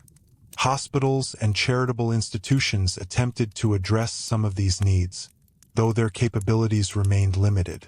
Still, the existence of these institutions tells us something significant. Medieval society recognized suffering. It recognized vulnerability. It recognized that bodies sometimes failed. Responses varied widely, but the problem itself was not ignored. This becomes especially apparent when we examine medieval hospitals. The word hospital can be misleading because medieval hospitals often served functions different from modern medical centers. Some focused on caring for the poor. Others housed travelers. Some supported the elderly. Many combined multiple purposes. Medical treatment certainly occurred, but hospitals frequently functioned as broader institutions of care. They provided shelter, food, spiritual support, basic assistance. In doing so, they occupied an important place in the social landscape. For a worker whose body could no longer meet ordinary demands, such institutions could represent one of the few available forms of relief. The care offered was often modest. Resources remained limited. Yet the existence of organized care reveals that medieval communities understood something essential. Human bodies were fragile. No amount of hard work could eliminate that reality. And perhaps nowhere was fragility more obvious than during outbreaks of disease. When plague, epidemic illness, or widespread infection arrived, the ordinary relationship between work and pain changed dramatically. A strained back affected one worker. An epidemic affected entire communities. Fields could go untended. Workshops could close. Markets could empty. Trade routes could slow. Suddenly, the health of individuals became inseparable from the health of society itself. This is one reason why disease occupies such a central place in medieval history. It exposed dependencies that were usually hidden. A functioning town depended upon bakers. Bakers depended upon grain. Grain depended upon farmers. Farmers depended upon labor. Labor depended upon healthy bodies. Remove enough healthy bodies, and entire systems began to wobble. The Black Death revealed this dramatically, but it was not the only example. Smaller outbreaks repeatedly reminded communities how vulnerable they remained. In this sense, pain and illness possessed political consequences. Not because rulers suddenly became concerned about individual suffering in a modern humanitarian sense, but because suffering affected productivity, stability, taxation, military readiness, and economic survival. The body became a matter of public importance. Slowly, unevenly, and often unintentionally. And yet, despite all these pressures, one feature of medieval life remained remarkably consistent. People continued working, not because they enjoyed pain, not because they failed to recognize its dangers, not because they lacked intelligence. They continued because work was woven into survival itself. A farmer's field would not cultivate itself. A baker's oven would not operate itself. A merchant's goods would not transport themselves. The entire social world depended upon human effort. This dependence created a relationship with pain that modern societies sometimes struggle to understand. Pain was often negotiated rather than eliminated. Managed rather than cured, endured rather than solved. And nowhere is this clearer than in the lives of those who occupied perhaps the most physically demanding environments in medieval Europe.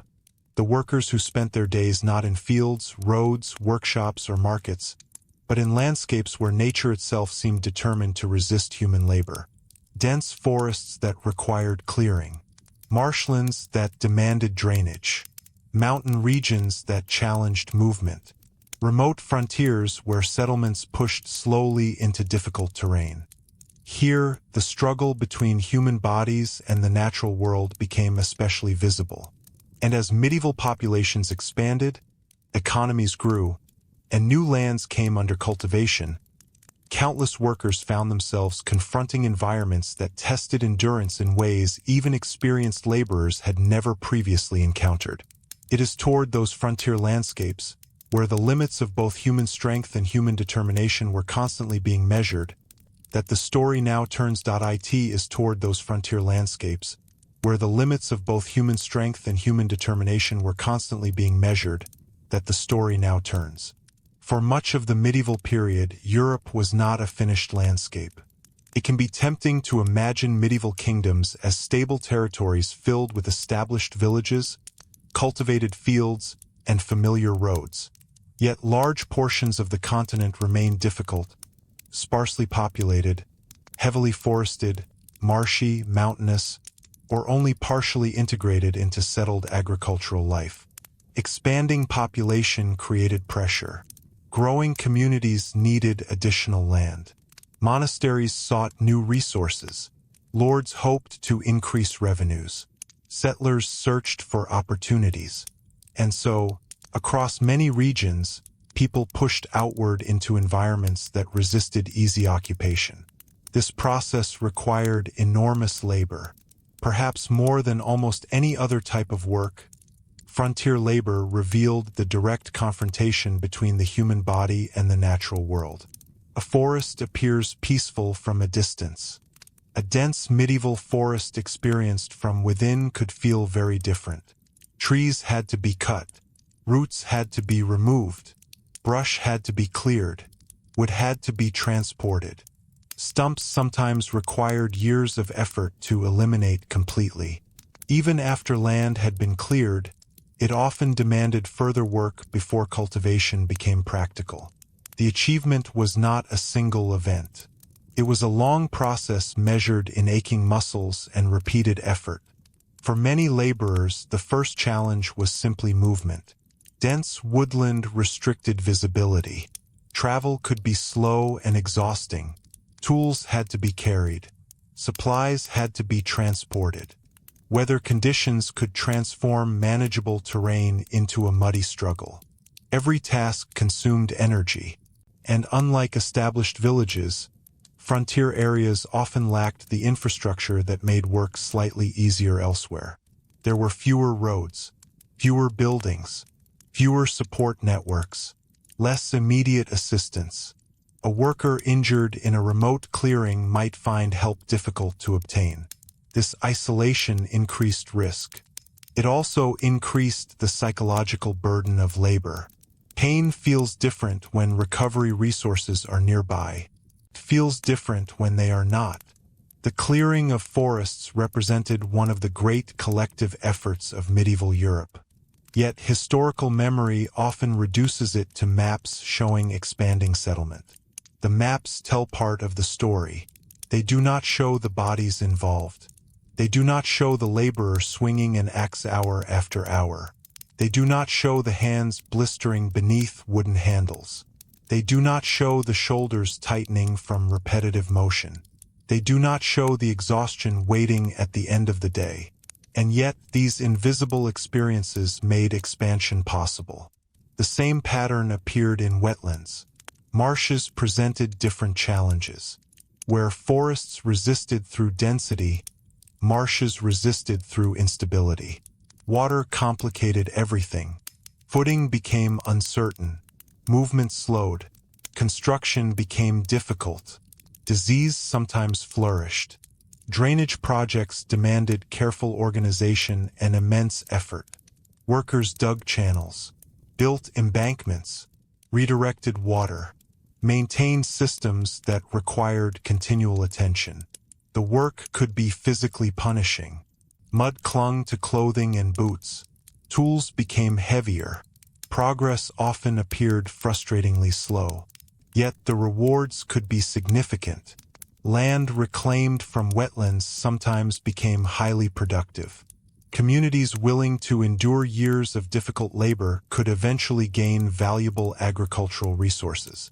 This relationship between short-term pain and long-term benefit appears repeatedly throughout medieval history. People often accepted extraordinary hardship because they believed it would create future stability.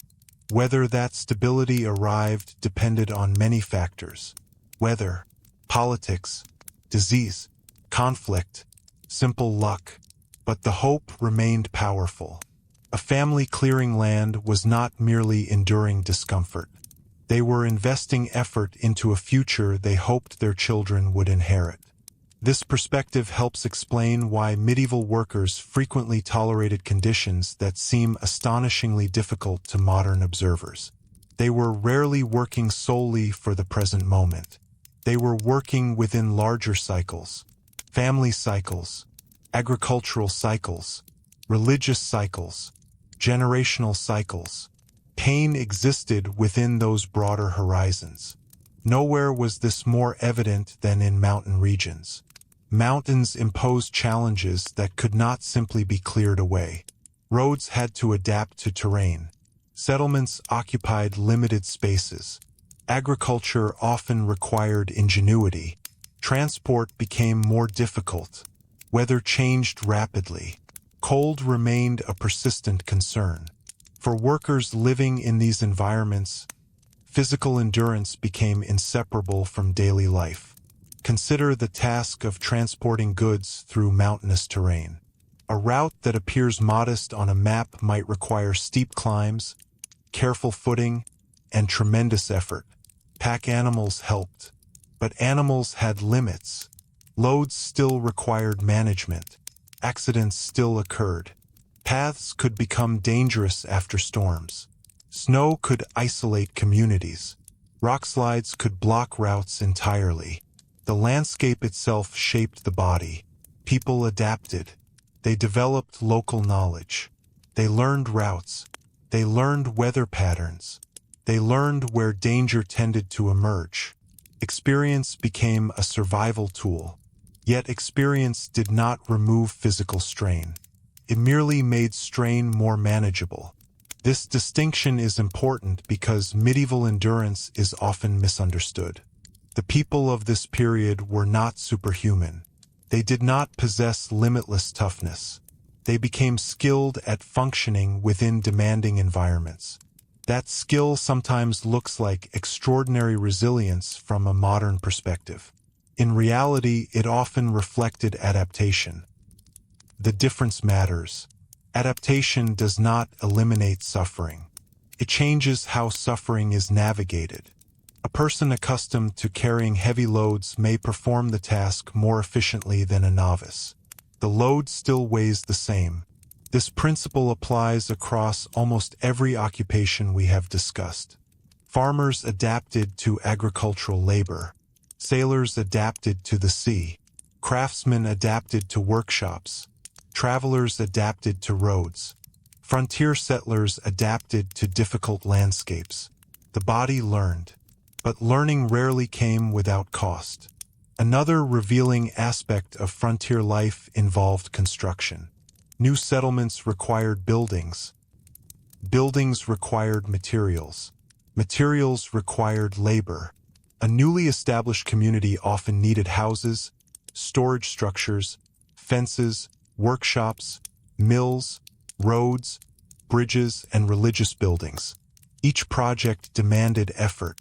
And because frontier settlements frequently operated with limited manpower, workloads could become intense. A modern construction site often relies on specialized equipment.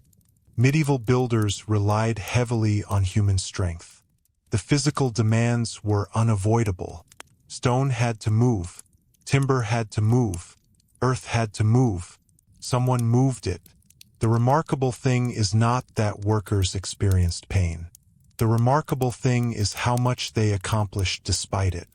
Entire villages emerged. Fields appeared where forests had stood. Roads connected distant places. Bridges crossed rivers. Monasteries transformed landscapes. The medieval world was constantly being reshaped through physical labor. Yet the workers themselves often remain largely anonymous. A castle might preserve the name of a lord. A monastery might preserve the name of an abbot. A charter might preserve the name of a benefactor. The laborers who carried stones, dug foundations, and cut timber frequently vanish from written records. This silence can create a distorted impression. History appears populated by decision-makers rather than workers. But decisions alone built very little. Labor built things. Pain built things. Endurance built things. One of the most fascinating examples comes from medieval monastic communities. Monasteries occupied a unique position in relation to work. Religious life emphasized prayer, contemplation, and spiritual discipline. Yet many monastic traditions also valued labor. The famous Benedictine ideal of balancing prayer and work influenced countless communities. Monks cultivated fields, maintained buildings, managed estates, copied manuscripts, operated workshops, administered resources. Physical effort formed part of religious life. This did not necessarily mean monks experienced labor in the same way as peasants. The circumstances differed, the goals differed, the social position differed, yet the body remained involved. A monk spending hours in a scriptorium could experience eye strain, back pain, and stiffness. Another working outdoors might encounter the same fatigue familiar to agricultural laborers. The medieval understanding of work therefore crossed many social categories. Labor was not merely an economic necessity. It was often interpreted as a moral activity. Idleness attracted suspicion in many contexts. Useful effort carried cultural value. This attitude influenced how pain was perceived. Discomfort endured in the course of meaningful work could acquire significance beyond its physical reality. Again, this does not mean people welcomed suffering. Most sought relief whenever possible. But it does mean that labor occupied a respected place within medieval thought. Work demonstrated responsibility, duty, contribution, belonging, and because work was valued, the pain associated with work often became easier to justify. This brings us to another subtle but important aspect of medieval life. The relationship between pain and reputation. A person's willingness to fulfill obligations affected how others viewed them. In tightly connected communities, reputation mattered enormously. Neighbors observed one another. Employers observed workers. Guild members observed apprentices. Families observed relatives.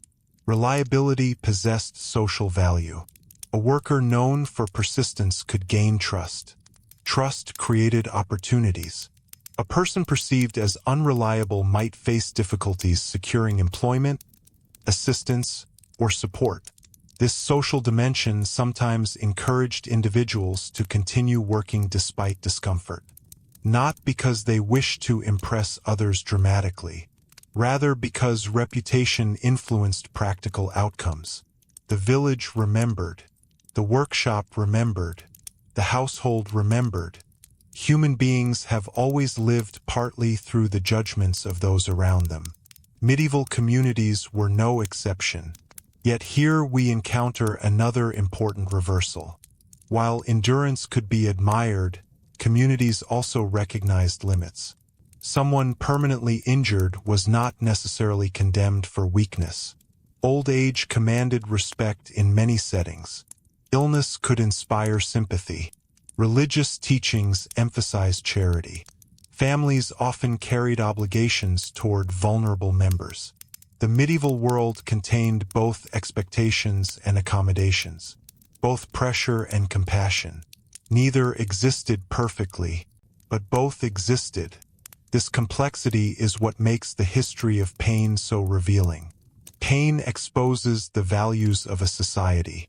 How people respond to suffering reveals what they believe about responsibility, community, work, morality, and human worth. and medieval Europe responded in ways that were often contradictory. Workers were expected to endure hardship. Workers were also helped when hardship became overwhelming. Labor was celebrated, yet rest was acknowledged as necessary. Pain was accepted as part of life, yet people constantly searched for ways to reduce it. These contradictions were not signs of confusion. They were signs of humanity. Real societies rarely operate according to a single principle. People balance competing values: necessity against compassion, productivity against recovery, obligation against limitation. The medieval world balanced these tensions continually, and as towns grew larger, trade expanded farther, and social structures became increasingly complex during the later Middle Ages, those tensions only became more visible. Questions about labor, obligation, health, and endurance were no longer confined to isolated villages or frontier settlements. They increasingly appeared in courts, guild halls, monasteries, municipal governments, and royal administrations. The body of the worker was becoming part of larger conversations. Not always explicitly, not always intentionally, but undeniably. And it is in those growing centers of power, where economic demands, social expectations, and human limitations met each other more directly than ever before, that the next stage of this story begins to unfold. And it is in those growing centers of power, where economic demands, social expectations, and human limitations met each other more directly than ever before, that the next stage of this story begins to unfold. By the late medieval period, many European towns had become places where labor was increasingly regulated, observed, measured, and debated. Not in the modern bureaucratic sense, but more than before. Urban governments worried about production. Guilds worried about standards. Merchants worried about deliveries. Religious authorities worried about moral behavior. Landlords worried about rents. Kings worried about taxes.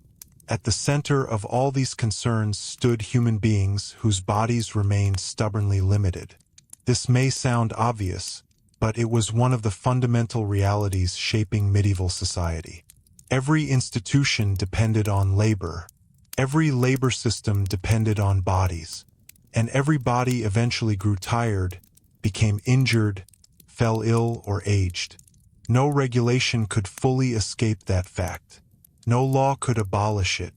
No amount of authority could command a broken bone to heal faster or an exhausted worker to recover overnight.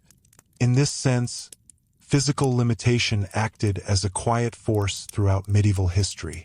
We often focus on kings, wars, religious movements, or economic developments. Yet underneath all of those things existed a biological reality that nobody could entirely control. The body had its own timetable. A wound healed at its own pace. A fever ran its course according to forces poorly understood at the time. Muscles recovered slowly. Age accumulated steadily. Even powerful rulers lived within these constraints. One reason this matters is because it shaped medieval ideas about responsibility. When a laborer became unable to work, communities had to decide how to respond. The answers varied considerably. In some circumstances, family members absorbed the burden. A son took over work previously done by a father. A daughter assumed additional household duties. Brothers, sisters, cousins, and neighbors sometimes stepped forward. Family remained one of the most important social safety nets in medieval Europe. Not because governments designed it that way, but because alternatives were limited. The household functioned as an economic unit. Its members depended upon one another. This dependence could create tension, could also create resilience.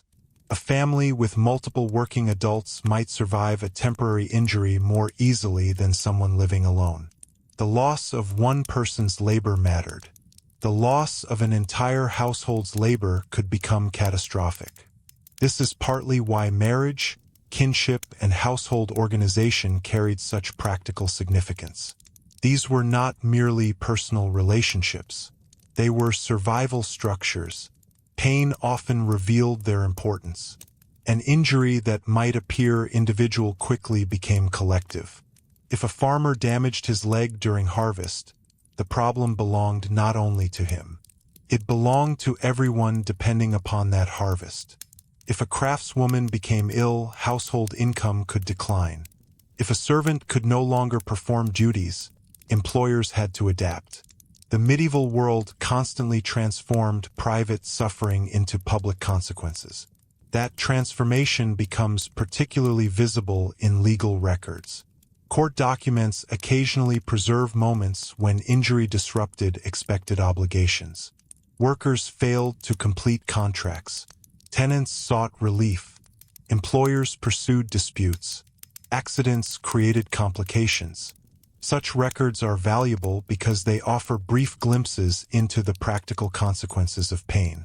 They remind us that injuries were not merely medical events. They were economic events, social events, legal events.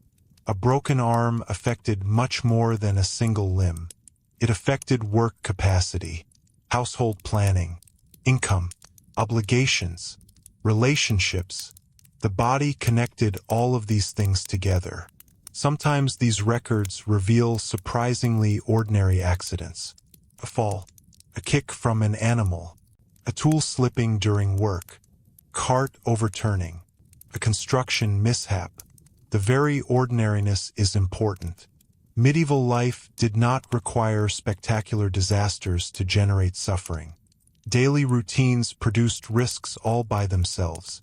An axe could miss its mark. A horse could react unexpectedly.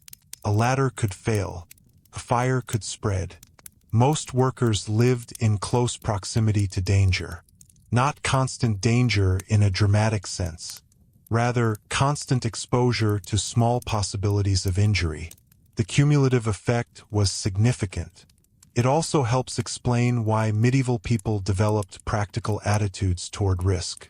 Many occupations required balancing caution against necessity. Absolute safety was impossible. Work still needed to be completed. This balancing act appears repeatedly throughout historical sources. Workers understood hazards, yet understanding did not eliminate them. The farmer knew a horse could kick. The sailor knew storms could arrive. The mason knew scaffolding could fail.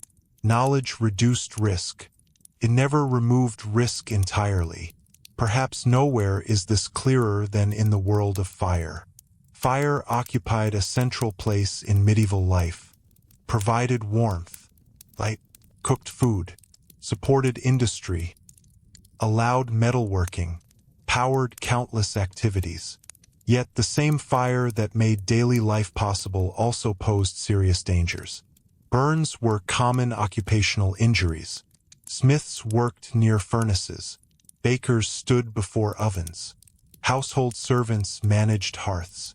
Brewers heated liquids. Potters fired kilns. Accidents occurred. A moment of distraction could produce lasting consequences. Severe burns were particularly dangerous. Pain could be intense. Infection might follow. Recovery could take months. Scarring sometimes remained for life. Yet people continued working around fire because they had little alternative.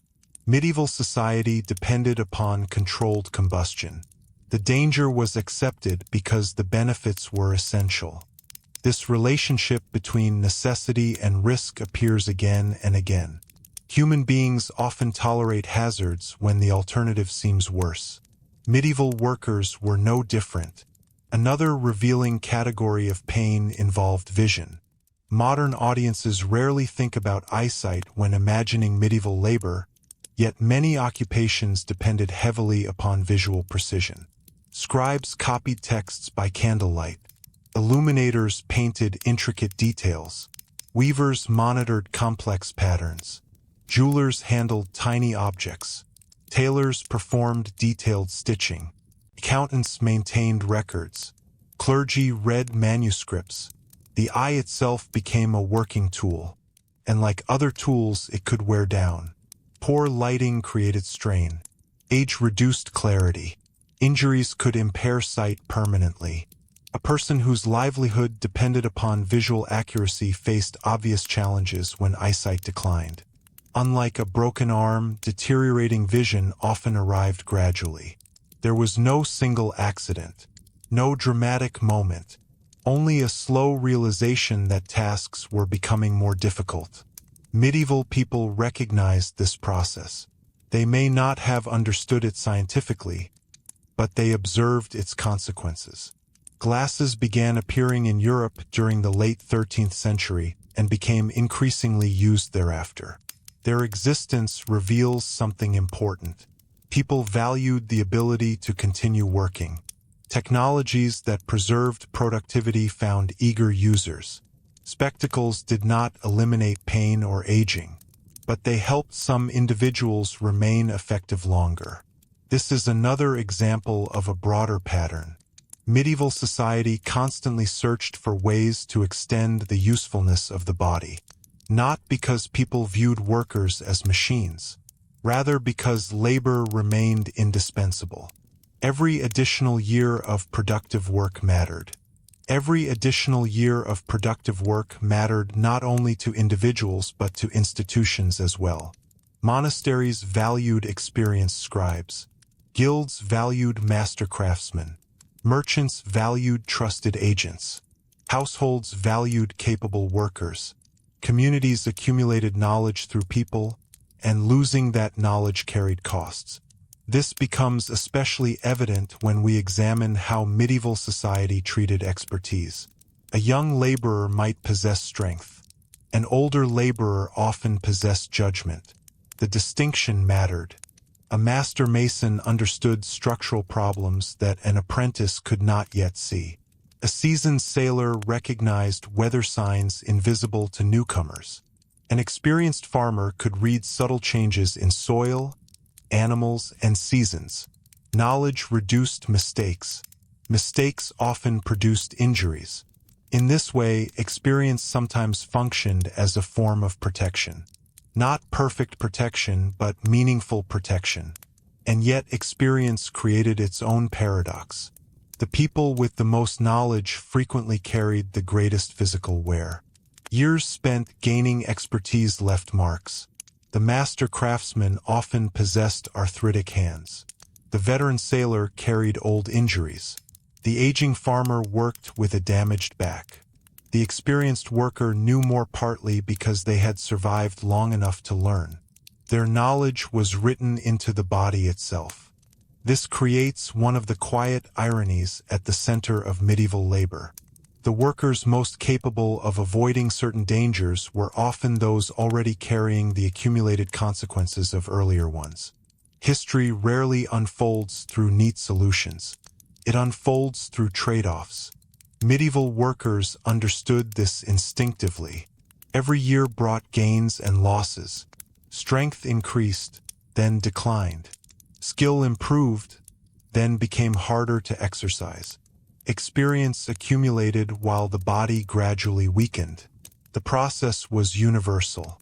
No social class escaped it entirely. Even members of the clergy encountered physical limitations. Religious life is sometimes imagined as detached from bodily concerns, yet monasteries, convents, and churches were filled with human beings living inside human bodies. Monks rose at scheduled hours, participated in rituals, worked, studied, prayed, maintained institutions. Many followed disciplined routines that demanded consistency. Such routines could provide structure.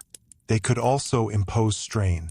Long periods of standing, cold buildings, restricted diets, night offices interrupting sleep, manual labor. Aging clergy encountered the same biological realities as everyone else. Religious commitment did not prevent joints from stiffening or eyesight from fading. If anything, religious communities sometimes documented these experiences more clearly than others.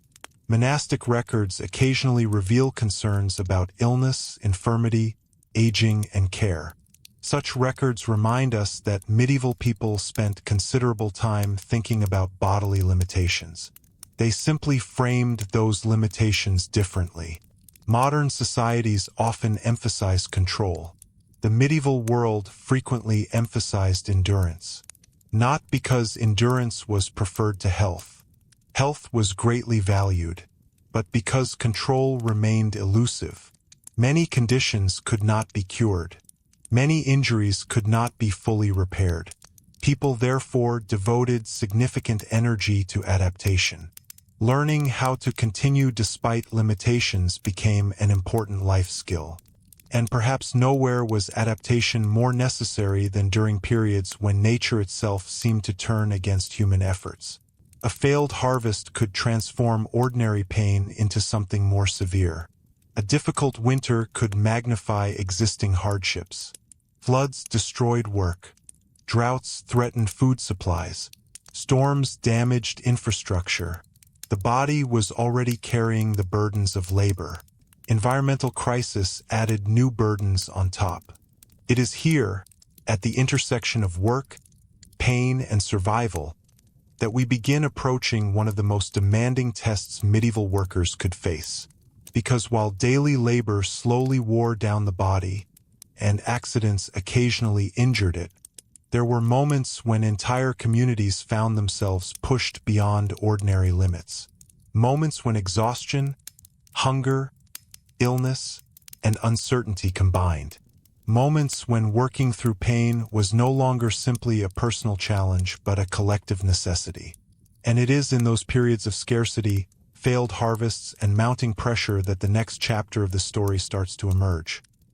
And it is in those periods of scarcity, failed harvests, and mounting pressure that the next chapter of the story starts to emerge. When historians study medieval Europe, it is often the extraordinary events that receive the most attention. Great battles, famous kings, religious conflicts, plagues, revolts. Yet for the vast majority of people who lived during the Middle Ages, the greatest challenge was usually much simpler.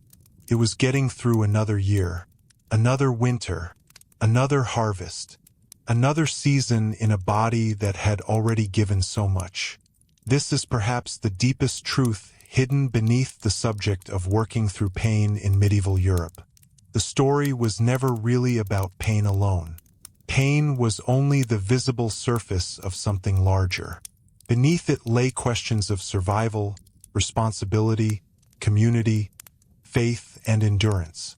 A farmer continued harvesting despite aching muscles because crops could not wait. A baker rose before dawn despite exhaustion because a town needed bread.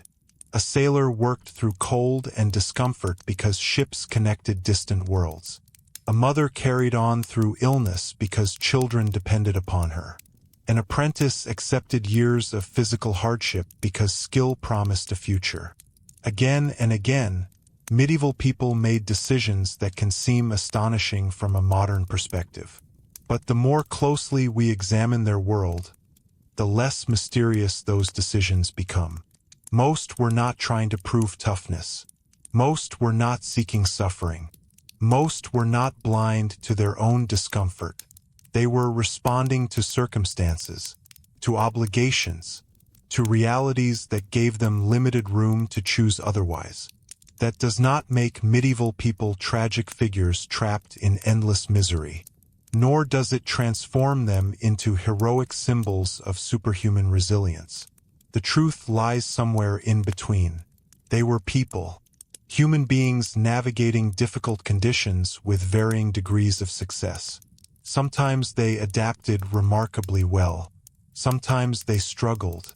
Sometimes they found relief. Sometimes they did not. Sometimes communities supported one another. Sometimes they failed. The medieval world contained compassion and hardship, generosity and exploitation, endurance and vulnerability all at once. And perhaps that complexity is what makes it so recognizable. Across the centuries, the tools have changed. Medicine has changed. Technology has changed. Expectations have changed. Yet many of the underlying questions remain surprisingly familiar. How much discomfort should a person endure for work? When should someone rest? What do communities owe those who can no longer contribute in the same way? How should societies balance productivity and human well-being? What happens when economic necessity collides with physical limitation? These are not purely medieval questions. They are human questions. The Middle Ages simply explored them under very different conditions. Conditions where modern painkillers did not exist, where workplace protections were limited, where survival often depended directly on physical labor, where the body remained the primary tool through which life itself was sustained. Looking back across the centuries, it is tempting to focus on what medieval people lacked. The medicine they did not have, the machines they did not have, the comforts they did not have. But there is another perspective worth considering. Despite all those limitations, they built villages, towns, roads, bridges, churches, workshops, farms, ships, and entire communities. They raised families. They preserved knowledge. They created art. They developed institutions. They traded across great distances. They transformed landscapes. They shaped the foundations of the world that followed. None of that happened without labor, and very little of it happened without pain. The physical cost of medieval life was often hidden behind its visible achievements. Cathedral can survive for centuries. The aching shoulders that helped raise it cannot. A manuscript may endure in a library. The strained eyes of the scribe who copied it do not. A bridge can stand long after the workers who built it have been forgotten. History tends to preserve results more easily than effort. Yet effort is often where the most human stories reside. When we look closely enough, we begin to see medieval Europe not only as a landscape of castles and kings, but as a world filled with ordinary people negotiating the limits of their bodies every day.